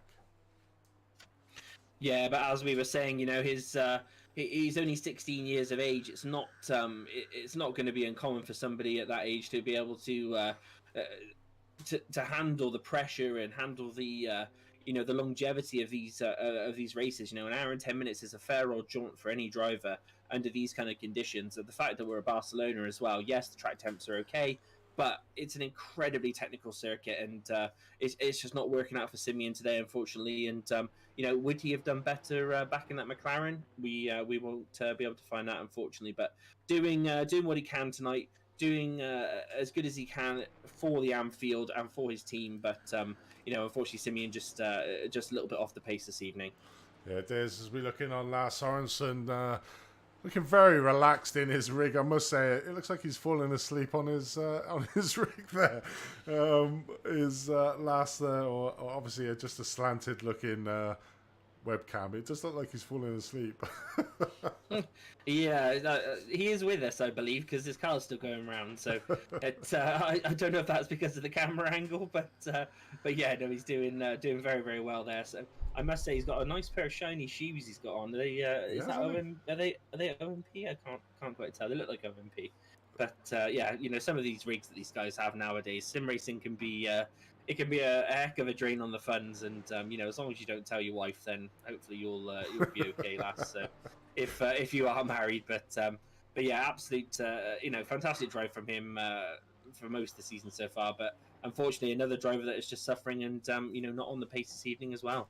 Definitely is, but great free webcams up and running, so there's dedication to it to show all you wonderful viewers of the other side. So looking at the feet cam, I always like looking at the feet cams that people have. Not that I've got a foot fetish, but the fact that all the rigs and how quickly and how much very similar to real life racing it is, with the pedal actions that they got going on with the cars. But Lance not having the best of events here at the moment. Currently finds himself in P13th overall and currently P8th in that pro field. So not having the best of days. But one driver who is flying high at the moment is Mr. Mokes.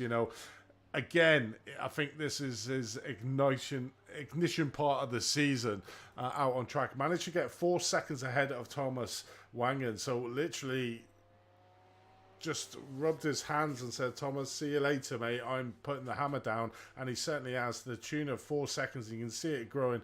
Thomas is probably resigned to the fact of second place, but Scott has driven this car amazingly. Did sort of lose out at the beginning of the race, around about 2 seconds behind Thomas, but steadily just chipped into that time. The pit stop was where it all happened for him. That 0.2 of a second is the difference for Scott to come out in front of Thomas Wangen. We saw the lunge that Thomas made coming down into turn number 10, but since then Scott has managed to get past him after an excellent move coming up into turn number 9, getting the move done just after the corner coming down the straight into turn number 10. And ever since then, he's just put the afterburners on, and he is now the tune. You can just see there in the foreground was Thomas Wangen, 4.2 seconds. Only got probably one more lap. We're currently at an hour and 9 minutes into this race, and Scott finally has got a decent round under his belt. Yeah, I know that we were saying that obviously that gap now is running at 4.2 seconds, but as you were saying, Andy, that 0.2 of a second in the pit stop really has made the difference in this entire race. Over an hour and 10 minutes for it to come down to 0.2 in order for him to gain that position over Thomas and put that extra pressure on him, which has seen him sort of fall off now to nearly 4.5 seconds. So one thing is that Scott, he's not slowing down either. His last lap was a 141.7 versus the P2 driver doing a 142.1. So, he's still putting his foot down and working hard to get this win. And hopefully for the Olympus Esports guys, it'll be a day to celebrate with a bit of champagne and a nice trophy on the podium. Yeah, I think they needed it in the Olympus Esports. You had the first one from Daniel out in Watkins Glen, and Scott here as he just already passed? Yes, he does. There we do. We watch Scott as he passes the start-finish line to take this race win, his first one of Season 2, which really ignites his Season 2 championship credentials to try and retain that pro champion. But Thomas Wangen coming home there in second place. Michael Hooper a bit of distance off in third, but a great start for him as well. So you've got Scott, who's had a good run. Michael has finally got a decent win or decent podium position under his belt, and he's Eric Isaacson coming home in fourth, and Daniel Sedgley in fifth, with James Logston just coming around the last couple of corners here to take the Pro-Am win here at Barcelona as he comes across, just weaving across the track, takes that race win in there. Lee King McGee takes that valuable second place as well, and keeps his championship hopeful alive there, and probably will still maintain that top spot in there. You can see further down, Nicholas Gronstrom has already passed the fat, so he wins the rookie class, and Tom Savage, as we watch Tom here coming across the line for an emphatic AM win as well. So some great results there from drivers that probably really needed it as well, Tom. Yeah, definitely. Especially for the likes of Lee King McGee getting that P2 behind James Logston. He's actually, he should be maintaining hopefully that lead in the championship. But it's incredibly tight up there. The season is just bursted wide open now going forward. I mean, Scotty Mokes winning at Barcelona today. He is Mr. Consistent. Are we going to see a different Scott going forward from now on? I know that he's been racing in the big boy Porsche Esports Cup. Has he been sneaking in a bit of practice maybe to get this win out today? But fantastic drive all across the board. I mean, I'm thoroughly impressed with the drivers. Excellent behaviour on track. Don't seem to see anything that was that was untold of a fantastic driving from these guys. Definitely was. But let's have a look at the results here. And in first place, his first win of Season 2, Scott Mokes comes home as your race winner and the pro winner here today at Barcelona. In second place was Thomas Wangen. Michael Hooper gets onto the podium for the first time this season in third place overall, and third place in that pro. Eric Isaacson starting off at the back of the race, had a pretty much quiet race by his standards, in fourth place. Daniel Sedgley in fifth. The top of the Pro-Ams, James Logston in sixth place. In second place in the Pro-Am, in seventh overall, Lee King McGee. In eighth place is Arias Jomantas. Ninth place, Lars Sorensen. 10th place, third place in the Pro-Ams is Casper Tungstedt. Christoph Otterholt there in P11th. Tom Savage, your top AM driver, P12th overall, with Russ Fowler just getting outside of the top four there in 13th. John O'Cook in 14th. Ketil Larson in 15th. Second in the AM was Sammy Hendricks there, a little bit off the pace from Tom, but a great result for him. In third place in the AMs is Patrick Wild. In fifth place, and 18th overall is Stefan Anderson. In P19th is Jimmy Varkin. P20 was Sander Island. Simeon Moldeklev in 21st. Top of the rookies is Nicholas Gronstrom in 22nd position, with 23rd with Michael Goff. 24th, Mad Sayer. 25th, Kim Andre Borkland, and Sam Curran managing to get that second place in the rookie in P27. Paul Joseph Clist in P27th overall and taking the last podium position in the rookie class, with Alan Sandergaard in P28, and 1 lap down, so he will score some valuable points. Steve Pierce managing to keep going, so 2 laps down was still get some points in there, but Gordon Haig probably had enough in that McLaren, ducks out with 28 laps and early on in this race. So that is your grid overall, and exceptional win there from Scott. I think he really needed it, didn't he? Yeah, he did. You know, he's had his confidence knocked a little bit over the previous rounds with the pace of some of the IGL Coatings boys, but the Olympus Esports driver on fire tonight, Andy, absolutely on fire. And the fact that it came down to those 2/10 in the pit, that really does show that just those slight mistakes, those little idiosyncrasies that can really put pay to people's races. It can also be the difference between winning or losing. It definitely does. And without further ado, let's bring in our first place and race winner, Scotty Mokes, into the booth. Scotty, welcome to the booth, mate. Long time coming. How was that one for you? Yeah, a bit surprised with that one, to be honest with you. Yeah, I was really shocked at the pace of the Porsche. I know it was really harsh on tyres. I think I took about 3% a lap out of the left side tyres. So yeah, it was a real tricky race. So I mean, just take us through the race as well, because it was Thomas got away from you a little bit at the beginning, and then basically you managed to claw back that time. Did you think that you were going to lose the back end of Thomas and he was going to get away, or did you have it in yourself that you were going to get that position eventually? I'll be honest. No, I think I thought I was actually just going to lose draft and not be able to catch the back of that BMW again. But yeah, on the Porsche, I don't like to push the tyres too hard, too fast. They seem to last a bit longer if you're a bit easier to start off the stint. Yeah, after that, I managed to press on and get back into the draft, and then managed to save the tyres just enough to push that one extra lap. Yeah, definitely was, and.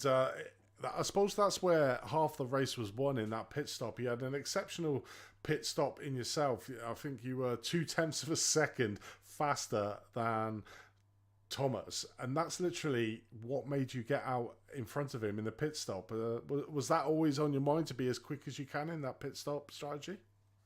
Yeah, I was a bit sideways coming into the pit entry. So yeah, I pushed it maybe a bit too much, but it worked out. And yeah, it was always to do 1 lap more if I could, because I felt I didn't have the pace in the car to do it, which yeah, I managed to do it. But yeah, it was very risky going into the pit lanes like that. Definitely was. After obviously your opening first 4 rounds to season 2, you're following the same track as season 1, mate, aren't you? In that you were scoring the points in the first opening round, but not really igniting it, and then all of a sudden, mid-season, you managed to start getting it out. Is this a change of fortunes in your season 2? Hopefully the fire is now fully burning, and I can carry this on through the championship and put a fire at the front. That'd be yeah, I'd love that. Yeah, it definitely was. I mean, you've certainly done the best thing. Obviously, once you saw Thomas sort of make a move in, should I say, coming down into turn number 10 to get that number 1 spot back. And then we saw your overtake through turn number 9, which was exceptional, by the way, which is a very unorthodox corner.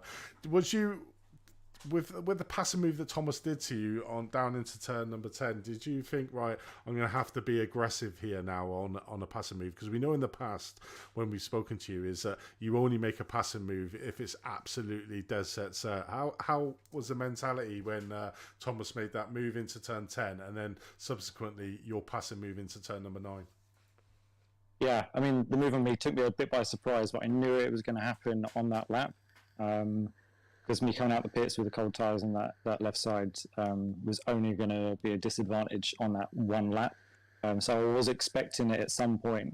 It did take me by surprise, but then I thought, right, I'm really going to have to press on and be a bit more aggressive than I'm used to. As you say, I'm normally only going to make a move if I'm 100% sure it's going to pass. But yeah, I needed to take a bit of a different race craft to manage to put the fight to the front, and I'm hopefully that's coming through. Definitely is. Obviously, we've moved across to Europe now, and we've got 5 races in Europe. And I think there's probably the 5 tracks that are on the European circuits that we're going to probably suit the Porsche a little bit better than the BMW. Probably, maybe not Hockenheim, but certainly the Porsche seems to be probably the car favourite choice on the European circuit. Is that where you're going to try to make it really pay and try to like leapfrog yourself back up into the top 3 of that Pro Championship? Yeah, I'm going to try for sure. I really thought the Porsche was going to be not a strong contender with the latest BOP, but it seems to be that there are these tracks that suit different cars, and it's quite dramatic when you get the right car for the right track. So yeah, fingers crossed there's more Porsche tracks up ahead. Yeah, it definitely is. Well, we've got Monza out next, so it's going to be an interesting one in the Porsche. I mean, we saw it here today, and we followed you, and when you look back at the stream, you can just see the closing speed coming into the corners of that Porsche over the BMW, and that was the telling moments for me, is how you managed to eke into that time that Thomas had at the start of the race, and then probably how you paid it to your advantage in the second half of the race into that second one. Did you find that you had the beating of Thomas going into the corners with the superior braking ability of the Porsche? Yeah, I did actually get caught out a few times of the braking marker of the BMW when the tyres were going off. But yeah, I've 100% noticed that quite early on, that the Porsche was so aggressive and you could really run the car deep into the corners. Definitely is. But congratulations on your first race win here in Season 2 and a second win for the Olympus team so far in this season. Before we let you go, Scott, is there anyone you'd like to give a shout out to, mate? Yeah, always a big thank you to you guys for setting the league up and running the stream. It's always really good to watch back. And a big thank you to Olympus Esports for all the work that goes in behind the scenes. And specifically, a big shout out to PJC. He sent me an absolutely fantastic setup, and yeah, the car was phenomenal with that. So big thank you to him for that. Definitely will. Thanks, Scott, and look forward to seeing you out next week, mate. Perfect. Take care. There was Scott, obviously our race winner. Let's get James Logston in for you, Tom, to have a chat with our Pro-Am winner. Hello, James. Welcome to the booth. How was that race for you, mate? It was pretty incredible. Outside of the one real mistake I had near the end there, I really was able to just drive it almost flawlessly, I think. So I was really happy with the race. Yeah, we did notice on stream that you were really handling the car well and maintaining good lap after good lap after good lap. We did find, obviously, with your closest competitor behind you in P2 of Leaking McGee, the pit stop differential was about 2 seconds. Did you struggle on pit entry, or was that just a bit of change in strategy, or were you trying to fuel save a little bit, or what happened in order for you to lose those 2 seconds there? Was there a mistake? Yeah, so I guess you could call it a mistake. I actually thought the required amount of fuel for pitting to get free tires was around 60 liters. Turns out it's a little lower than that, so I basically I had to fill up a little bit more than I needed to. Gotcha. Okay, so the only other thing I want to ask you as well is the tyre wear. Was it something that really suffered in the Porsche, or did the car feel really glued at Barcelona today? So the tire wear was definitely really bad. There was no way I was going to be able to do even close to a full stint without losing the front left tire, especially. So when I pit, it was under halfway gone. Throughout the stint, though, I feel like the tire didn't really go away. Maybe a little bit at the very end, but throughout the whole race, I had a pretty good amount of traction, so I wasn't too concerned about it in the end. Yeah, we didn't see too many incidents from the Porsches around the circuit, so we did see the BMWs struggling this evening. So it looked like this track was a really strong one for the Porsche. Obviously, now going forward, we're moving further across Europe. We've got tracks coming up like obviously Monza, we've got Nürburgring, we've got a few others that should be more Porsche specific. Are you looking forward to sort of running away with it at those circuits? Well, I'm sure hoping. So yeah, that's definitely what I was looking forward to in the schedule. Is the first couple races. We were in America, and those are traditionally much higher speed circuits, which the Porsche is not a speed car; it's a cornering car. And so now that we're in Europe, there's a lot nicer mix, and so I think the Porsche is going to really start to shine in the next couple races. Yeah, fantastic. What I'll do is I'll ask you if there's any you'd like to give a shout out to at this point, because I know we do have quite a few drivers waiting in the interview room. But from us here at the comms booth, a massive congratulations on your win today for Team Bear Pope and representing the states out there on track in Barcelona. Yeah, thanks. So for my shout out, I'd like to give a shout out to you guys just for putting this event together and keeping it going. It's been a lot of fun participating in this. And then also just Team Bear Pope. I've continued to get a lot of really good advice from them along the way, especially with working out the Porsche and on the setup side of things. That they've helped out a lot there. So yeah. Well, congratulations, mate, and this really is going to put an extra sprinkle on your points and hopefully pull you up near the front runners there. So huge congratulations, and have yourself a good night. All right, thank you. So there was James Logson there, our winner in the Pro-Am. Does have a lot to do considering, he lost a mountain of points there in the last round in the endurance one, but certainly got off on the right foot here by getting the race win. But another driver that's got onto the right foot and continues to be on the right foot is our AM winner, Tom Savage. Tom, welcome to the box, mate. What an imperious drive you did there. You literally blew away the field. Thanks. Yeah, it was... It started pretty good, and then it stayed good all the way through. I think I had some really good pace today. I'm not quite sure. I think it was everybody else was a bit off. It's a different track. It's low grip, rather than me being extremely fast today. But don't take it away. But I mean, it's very unusual, really, because you were in the Mercedes, which is probably not really a car that people would think that would be quite good around here, but you certainly drove it really well. And did you put in a lot of practice for this track? Yeah, I've sort of got a routine I've been developing. I guess maybe sort of 4 hours practice for the race, 1 hour sessions through the week, focus on pace early on, and then try and dial in the reliability later on, which seems to be working. Not had any unforced incidents so far. Well, certainly for your first season here at the Performance Link, I mean, you've took it by storm at the moment, currently leading the AM Championship coming into this race, and you probably you certainly have extended your lead at the top. You've certainly got that target on the back of you now for the rest of the field to challenge you. Getting towards the halfway point of the season, you've got to be thinking it's on for me, this championship. Yeah, definitely. I mean, a few bad incidents. So the drop weeks. I've not really had a terrible week, so I'm kind of covered from that mostly. So I've just got to keep it clean and keep it consistent. Every week. I mean, except this week, I guess. There's been 2 or 3 other drivers on pace or faster than me. So I think the reliability and keeping it on the track is hopefully going to be the thing that takes it. Yeah, definitely is. But I mean, if you keep winning the races, mate, it's down to you. I suppose at the end of the day that you've got that. So you just got to keep your nose out in front.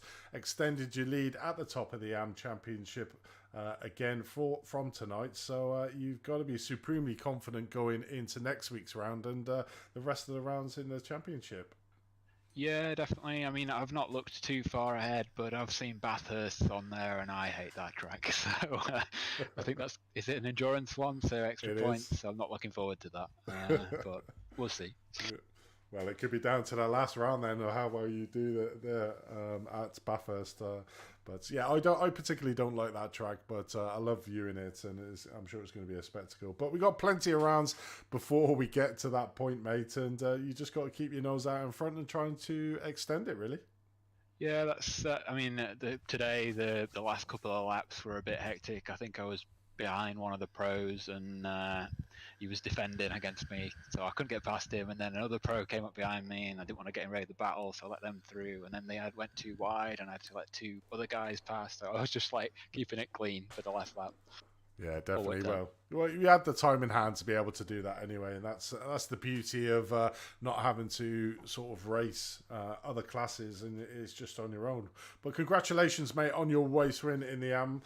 Before we let you go, is there anyone you'd like to give a shout out to? Well, the usual, you guys. It's been nice and smooth this series so far. I'm enjoying it. Team Bear Pope, obviously, and the other racers. I think I've not given them a shout out before, so I think generally the standards are all pretty high. Everybody is respectful. It's a good racing. Definitely is. Well, thanks for joining us in the booth, Tom, and good luck for next week. See ya.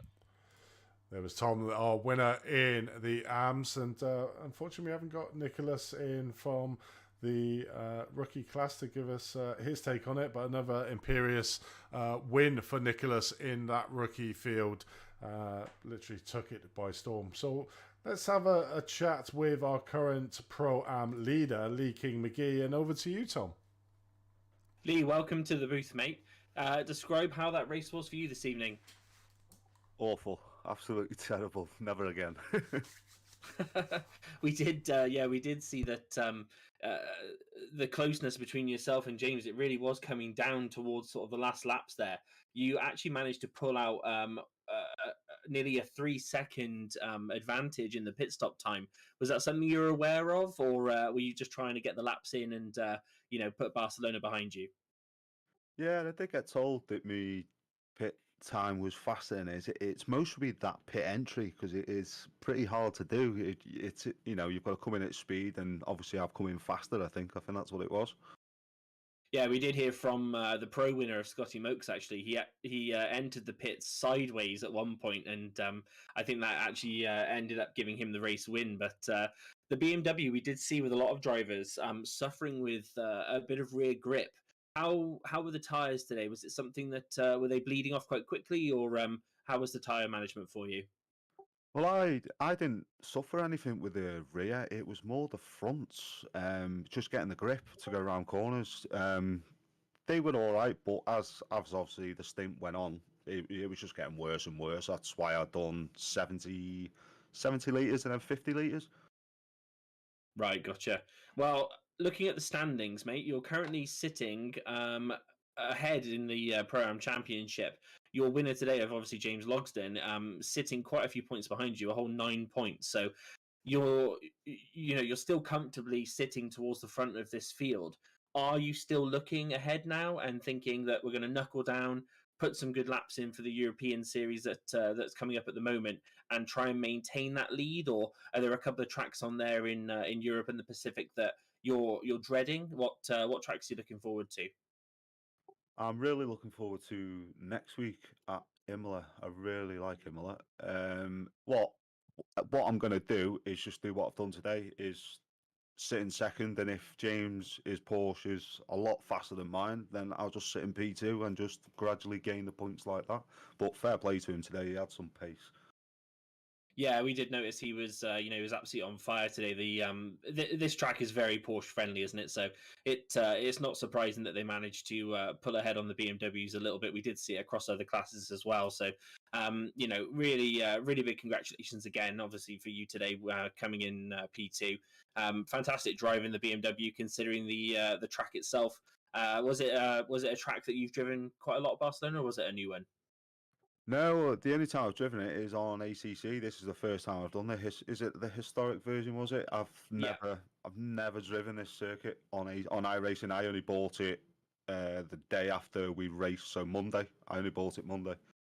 Well, phenomenal drive considering you bought it on Monday. So you've got, and also you've got Andy to thank for making it the historic layout. Because if it was the one with the chicane, then everybody would be screaming and complaining, and messaging us on DM. So, but massive congratulations again, like I said, for your P2 position, and keep putting those points in, mate, and working your way towards winning this championship. So, is there anybody you'd like to give a shout out to? Just used for hosting this amazing season. My teammates, my dad, and I want to just say I feel sorry for Michael because his PC froze before the start of the race. His pedals disconnected, and yeah. Oh, brutal. It's one, it's one crazy thing, isn't it, with sim racing? We do still have mechanical failures at points, and it does sort of put a real life spin on it. But, massive congratulations again, Lee. Looking forward to seeing you in next week at Imola, and have yourself a good night. Not a problem, Tom. Thanks, mate, and cheers, Andy. Cheers, Lee. Congratulations on your P2 overall, and obviously still maintaining that #1 spot in that hotly contested Pro-Am field. But I do want to get Mr. PJC in and just ask him the question first off. Is it another zero incident outing for you? Fortunate, I had an issue within about 10-20 minutes within the start of the race. When someone went out of the pits and coming across, and I lost a draft to the other guys. And it was a close win. No! I was hopeful that you were going to go all season and get a 0x for every single round, but not to be had. But obviously only 2 points lost, mate. Third place overall. You were running in second place. What happened at the end of that race, mate, to lose that second place to Sam? I lost P2. I went into the pits, and rather than me clicking one tyre, I clicked all 4, so I had a longer pit stop, unfortunately. Right. My rookie mistake today. Well, that's why you're in the rookie class, mate, I suppose. You can make these sort of mistakes. It's still a podium position overall. I mean, you're tied in third place in the championship. So it's super competitive. Are you liking this season preferred than last season? Obviously, last season there was only really sort of 3 races. What's it feeling now to have a few more classmates out on track to fight against? Yeah, I'm really liking this season too. I got Nicholas off my radar because he's extremely quick. But that's given me the inspiration to push myself a little extra. Yeah, it definitely is. And you're still within fighting distance. And I suppose the beauty of the point system is that, nobody can really get out and away the rest of the field. There's always that opportunity. If Nicholas has a poor round, which we saw in Montreal, he was winning that race and literally came unstuck in that race and ended up further down the field. There's always them opportunities to get to. And one thing I have noticed about your game is that you don't push yourself beyond your limits. You know your limits. You try and keep at the maximum end of your limits, but you end up gaining valuable points in every single round. Is that something that you're really working hard on in your practice and when you put it into the race? Yeah, I mean, I got everyone helping me pushing myself over the limits to gain more confidence. I normally just race to what I'm confident in. But yeah, I've got a few coaches on board to push me over the limits. Definitely is. I'm not sure if you've obviously got listening to the stream as well, but Scotty did give you a big shout out. And one thing I didn't know about you is the fact that you're a setup guru, because he commented and said thank you very much for his awesome setup. Have you added that string to your bow now, the setups? Yeah, I mean, I've been working on the setups with a few coaches from Olympus Esports, coaches with Major Nelson, with Major Garage. Been working along with them, learning the basics as I've been doing weekly coaching sessions. But yeah, it's been really good. It definitely is. So another podium finish here at Barcelona. We've got Imola coming up for the next round. How are you faring for that one? Imola, I don't really race Imola, but we'll see how it goes with some practice from Monday, Tuesday, and Wednesday. For me, getting a podium today was letting Lee King through, so I can get that position and take it on the last lap, I think it was. Yeah. Well, congratulations, mate, on your P3 in the rookie class, keeping it real. Unfortunately, you haven't kept a clean sheet all season, so you've gone down in my estimations on that book, mate. But I'm pretty sure I'm looking forward to watching you race out in the remaining round in Season 2, mate. Thank you very much. Before we let you go, would you like to give anyone a shout out? Of course, Olympus Esports all the way. All the way, eh? There you go. Short and sweet. Congratulations, mate, on your P3 in the rookie class, and look forward to seeing you out next time out. Thank you very much. Bye. So there we go. And let's who would you like out the last three, Tom? I would like Sammy Hendricks, please. There we go. If by magic we have Sammy in the box, over to you, Tom. Sammy, welcome to the booth. How was that race for you this evening? Well, it's my best result so far, and might be my best for the season. So no better time to do an interview than now. Absolutely. We did see that you managed to secure a P2 today. That's a fantastic result. How did you find the performance of the car today? Did you find the tire wear a bit of a problem? You obviously sort of narrowed down the pace in order to gain a P2. But did you find any issues with the car tonight? Not at all. To be honest, I just put in 60 liters and said, screw it. I'll just take the extra pit stop and not deal with the tires and just zone out and race. That was my plan. I mean, it's actually kind of strange because this week was probably the least prepared I've been out of all the weeks, and I took it upon myself after last week's marathon. I didn't hit the fast repair button because I got the stream deck. I actually turned it off. I had no idea that it was automatically turned on. So my race ended real early. So I was like, you know what? I'm just gonna enjoy the nice weather this week, go fishing and do other things instead of practicing nonstop. And it worked out to just kind of take more of a cool down approach to it. So I actually just made sure that my setup felt good and did some practice laps. Maybe 4 hours total, and that was it. Yeah, sometimes it's good to take a little bit of a step back and regroup. If you focus a little too hard, at times you can sort of build yourself up, and it can unfortunately actually knock you down, which is a bit of a downside towards racing at a more competitive level. So, but we were saying on stream a lot that the Porsche is it's basically completely designed for this track. Also, a lot of other tracks we have coming forward in Europe and also in the Pacific. As we mentioned to other drivers, the Porsche should be very strong there. I mean, your position in the championship right now obviously is a little bit more towards the rear end, but you never know. Are you thinking about now doing the same sort of strategy you did today? Are you going to be doing the 4 hour practice, a bit more fishing and chilling and taking it that way, or are you going to start putting in extra practice to see if that helps with the results?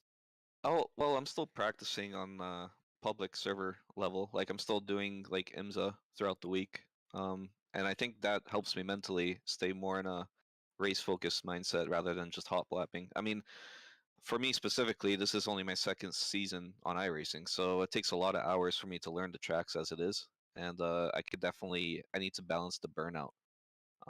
Regarding the Porsche, I bought all the cars, and all I know is when I tried to drive the BMW before, I felt like it was the most boring car in the world. Like it felt so squishy, the sound effects and everything, like it was like a snooze fest. But when I drive the Porsche, it's hungry, it's angry, it's really like I love the weight balance of the car, and I have no idea, man. I don't know where Porsche is good or bad. I feel like I do well when I have to take care of the tires because my one lap pace is probably not as good as the other guys.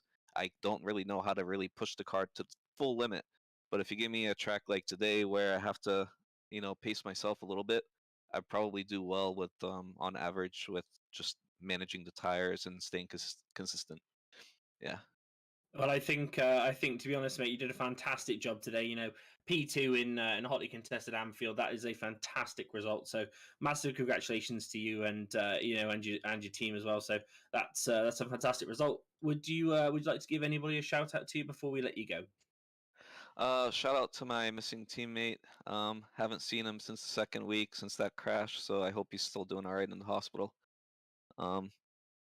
Yeah, Mr. Kebab. Yeah, not good. Hopefully gets well soon, and we're looking forward to seeing what you can do next week at Imola, mate. Appreciate it. Take care, guys. Cheers, Sammy. Thank you. So there was Sammy, our P2 in the AM. Let's have a chat with Patrick Wild. Welcome, Patrick, to the booth. Obviously, a great result for you, P3 in the AMs. How was that race for you, mate? We'll try and get Patrick back in. Hopefully, you're with us now, Patrick.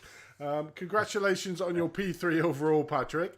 A great race for you and the best result so far this season. How was that race for you? Surprisingly good, actually. You know, these past few rounds, I haven't been performing well, and I felt slow. So coming into Barcelona, I didn't know what to expect.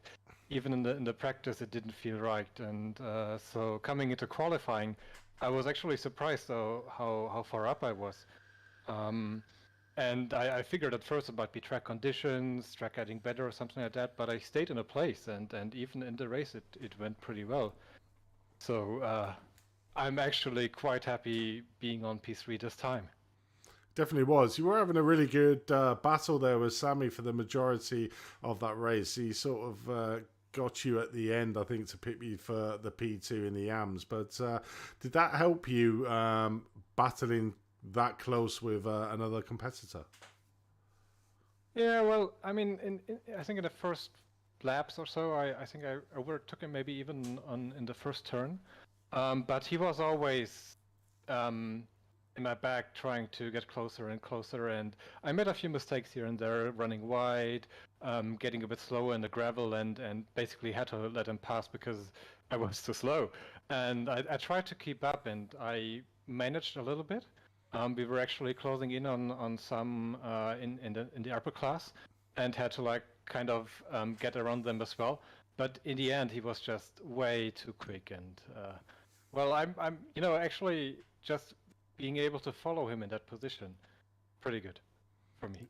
Yeah, it definitely is. I mean, even by your own admission, you've not had the best of starts here to season 2, but this could be a springboard to some bigger and better things in there. And now it gives you sort of that little bit of confidence and belief in yourself that, yeah, I can get up at the front end of the field and I can compete at the front end of the field. Does having results like this really spur you on to make sure that you try to do better in the rounds to come? I mean, it does help, but I guess we gotta see how I like the next track. Which one is it actually, the next round? Imola. Oh, Imola is gonna be fun. I'm looking forward to that. Imola is a great track. I don't know how I will be on that track. I felt like the Porsche had it a bit easier on Barcelona because you could see like the BMW struggling here and there. But I guess we'll just find out next time. And well, we're looking forward to seeing how that goes. But yeah, I guess gaining a bit of confidence and being able to race closely with Sammy and keeping up and actually making it on the top step is something that will help me for next week or for the next round as well. Yeah, it definitely is. I want to talk a little bit about the team mechanics. Obviously, Team Bear Pope has really come on strong in this season 2 by putting in 2 teams.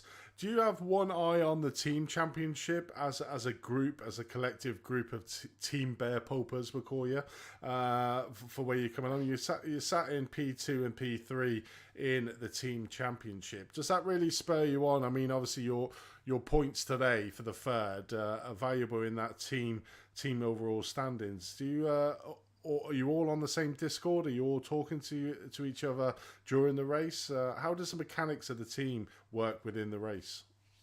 Well, yes, we're all on the same Discord, but during the race there isn't much talking because everyone is just focused on actual racing.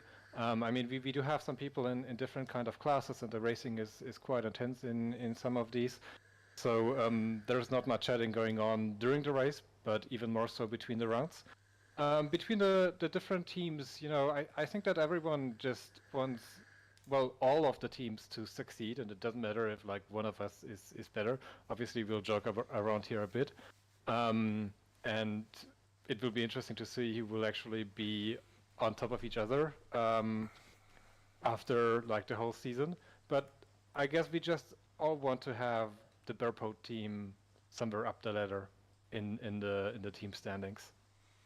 Definitely is. I mean, I suppose the beauty of the team thing is, certainly with the team bear pub, was something I've noticed is that one of you has an off day, another one of you steps up and scores the points for the team. So, you know, you gain valuable points overall in the team standings. It must be a good feeling when you're contributing well to the team doing well as well.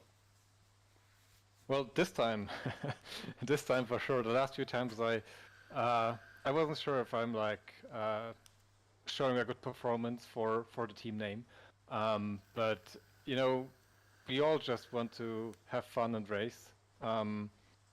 Even in some other like fun races, it's all about the fun in racing and not necessarily being overly competitive in everything. So. Well, I guess for the team, it's pretty good that we have so many people that actually do race pretty well in the classes, and we're earning some points, having fun, and well, I guess we're gonna continue to do that on for the next few rounds. Yeah, it definitely is. I was just looking at the results there for the team. The team done really well, actually. The majority of your team were in the top 3 of each of the classes. I think the lowest was Jimmy in 5th in the AM, but with the points haul being so strong with the rest of the team, it's good to have that, and you're always going to have your off day. Obviously, congratulations on your first podium here in Season 2. Hopefully this is a springboard to bigger and better things for the rest of the season. Look forward to seeing you out in Imola, which I think the Porsche will again be a strong car. But before we let you go, mate, is there anyone you'd like to give a shout out to? Well, definitely definitely to family and friends, because I know they're watching and I know who's watching. So hi, and well, thank you for having me here. See you next time, I hope. Yeah, it definitely is. Thanks for joining us in the booth for a quick chat, and yeah, we look forward to it. So there was Patrick Wild, 3rd in the AMs, and I think we got a last interview, Tom, that I'll let you take, is with Simeon. Our youngest driver on the field. Over to you, Tom. Simeon, welcome to the booth. Not the result today that you were hoping for, but a bit of a struggle. How did you find that race in the end? Yeah, it wasn't the best race I could have had. The BMW wasn't the greatest at this track. It was not much grip to get from the BMW around here, so I had a spin out of one corner, and the spin didn't want to stop, so I spun around, and from there it just wasn't trying to get ahead of anyone because I was too far back. So yeah. Yeah, no, understandable. We did see quite a few drivers in the BMW struggling here today, even though the track temperatures weren't that high. I mean, we were seeing, peaks of around 22 degrees Celsius, which isn't, that should be sort of ideal for track temp. But the BMW did struggle. Did you find yourself falling off from the Porsches that you were close to at certain points in the race? The Porsches, Sammy and I forgot the other guy, but yeah, the 2 Porsches that got P2 and P3, they were so quick out of the corners, had so much more grip than me. So I could just stay with them when I was with them, and then I of course had my spin. So yeah, the Porsche was great around this track. I don't know what it is with the BMW, or if it's about the track state with the BMW. I don't know, but it just wasn't the track for the BMW around there. Yeah, definitely not. Unfortunately, it is really, really Porsche friendly, this one. So the BMW is the master of everything ish. It's not the perfect car on this circuit, unfortunately. So, but we did see you have previous good results. Are you looking ahead now? Because obviously we've got the European tracks now coming up. We've got Imola, Nürburgring, a few other big names. Are you looking ahead down the road and thinking, I'll put in some extra practice for those and try and master a setup that will be a bit more grip friendly? Yeah, of course. I think I have a P2 still in the bag because one of them got taken away since the drop weeks came. And of course, there's some tracks in the European that I would love to win. For example, the Norwegian track that's coming up. I'll do a lot of practice around there to win at home. And I didn't have the best of practice around here either because of Easter. I went to my cabbage and everything, so yeah, didn't have the best of practice around there either. Yeah, a bit, like we were saying, a bit of an unfortunate result for you today. But we know that you do have the pace, and I know we talk about this a lot of times when we have you on for an interview. But the fact that you're only 16 years of age, that you're able to maintain the pace that you have in the Amfield is mighty impressive. Even just for that. So it's very nice to see you on track, and Andy and I will take note now that you said you're going to win at home at the Norwegian track. It sounded like so. So we'll keep a close eye on you for that one. But before we let you go, mate, is there anyone you want to give a shout out to? Yeah, again, you guys for setting up this league, setting up this streams and everything, and of course my team for helping to improve, helping with setups and racing lines and everything. Well, unfortunately, not the result you were after today, mate. But we're looking forward to seeing you out of the next few tracks across Europe, and we'll keep a close eye on you and see how you get on from now on. So have yourself a good night, and we'll see you on track next week. Yeah, see you. So there was Simeon, probably having one of his off days as he did, but it's probably a fair assumption there, Tom, is the fact that the BMW wasn't really the car of choice around here today. Yeah, it's a bit strange to see the BMW fall off as much as it did.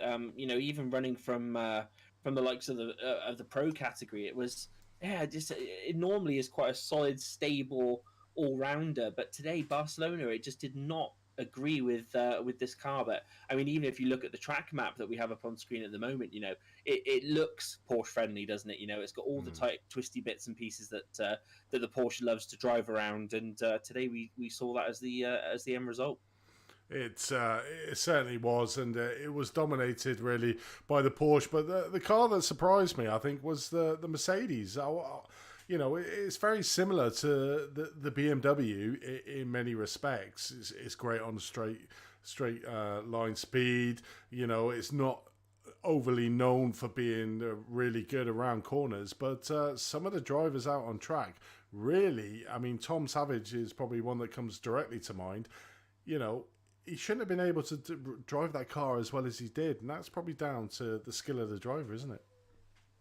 Yeah, I mean, we can only put it down to obviously the skill of the driver for such a phenomenal result from him. But I can imagine his setup must have been on point. It must have been a heck of a good setup in order for him to maintain that position and do as well as he had done. So it's not Mercedes friendly. I would never have called it for the Mercedes to do well here, but he's proven us wrong, and something that we like to see. Yeah, it definitely has. It's been another great event, though. Another 110 minutes of racing, and it's great to see Scotty Mokes back on the top of the podium. I think it was a long time coming, and he seems to like doing it the hard way. He did it the same in season 1. Where his first half of his seasons was very mediocre by his standards, and then came on really strong in the second half, gaining like the top spots. And again, this may be the springboard that he needed in season 2 to now start going on the runs. But he's not going to have it all his own way. Thomas Wangen, Neil Isers, and the IGL coating guys that seem to be extremely fast this season around, so he certainly got a battle on, but a great victory for him, which was probably something that he needed to springboard his the rest of the championship for him. Yeah, it works both ways, doesn't it? It's given Scott the confidence boost that he now needs to realise that he can come up to the front of the grid. He can put it to the IGL Coatings boys, and he can put pressure on the leaders of Wangen and Isaacson. he's a very consistent driver, Scott. We've said it previous rounds before, or pretty much every previous round before.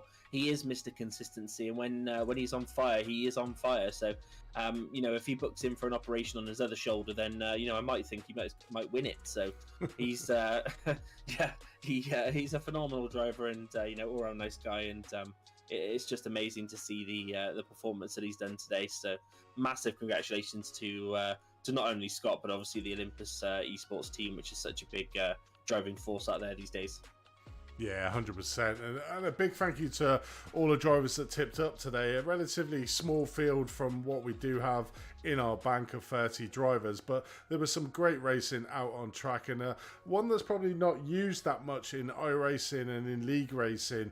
It is a classic, one of them classic tracks that I think a lot of the drivers will come away from it and start really enjoying it, and maybe race it a few more times once it comes up on the official races out there. Maybe not the historical one, they may get one of the other layouts, but always a great track. But that brings us to the end of this particular broadcast here at Barcelona. We do have Imola coming up next week, so again, maybe more advantageous towards the Porsche, but only sort of time will tell. But Tom, have you got any closing words you'd like to say to our wonderful viewers out there? Yeah, just like to say, obviously, a massive thank you to everybody for taking the time to watch our streams. So without you guys, it wouldn't be, it wouldn't be half what it is. And massive thank you to yourself, Andy, for all the hard work you put in. And a huge congratulations to our winners, our second places, our third places, and everybody else that managed to survive Barcelona today. Yeah, it definitely is.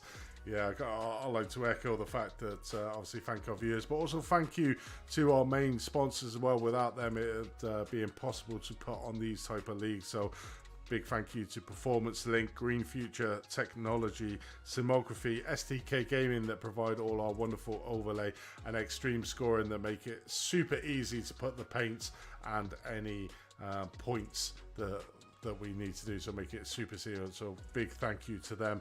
But I suppose that's it for tonight at Barcelona. We'll look forward to seeing you again same time next week for the round of Imola, which should provide a lot of entertainment. But from myself, Andy Thompson, from Tom Bingham alongside me, we bid you farewell for tonight, but see you at the same time next week. Goodbye.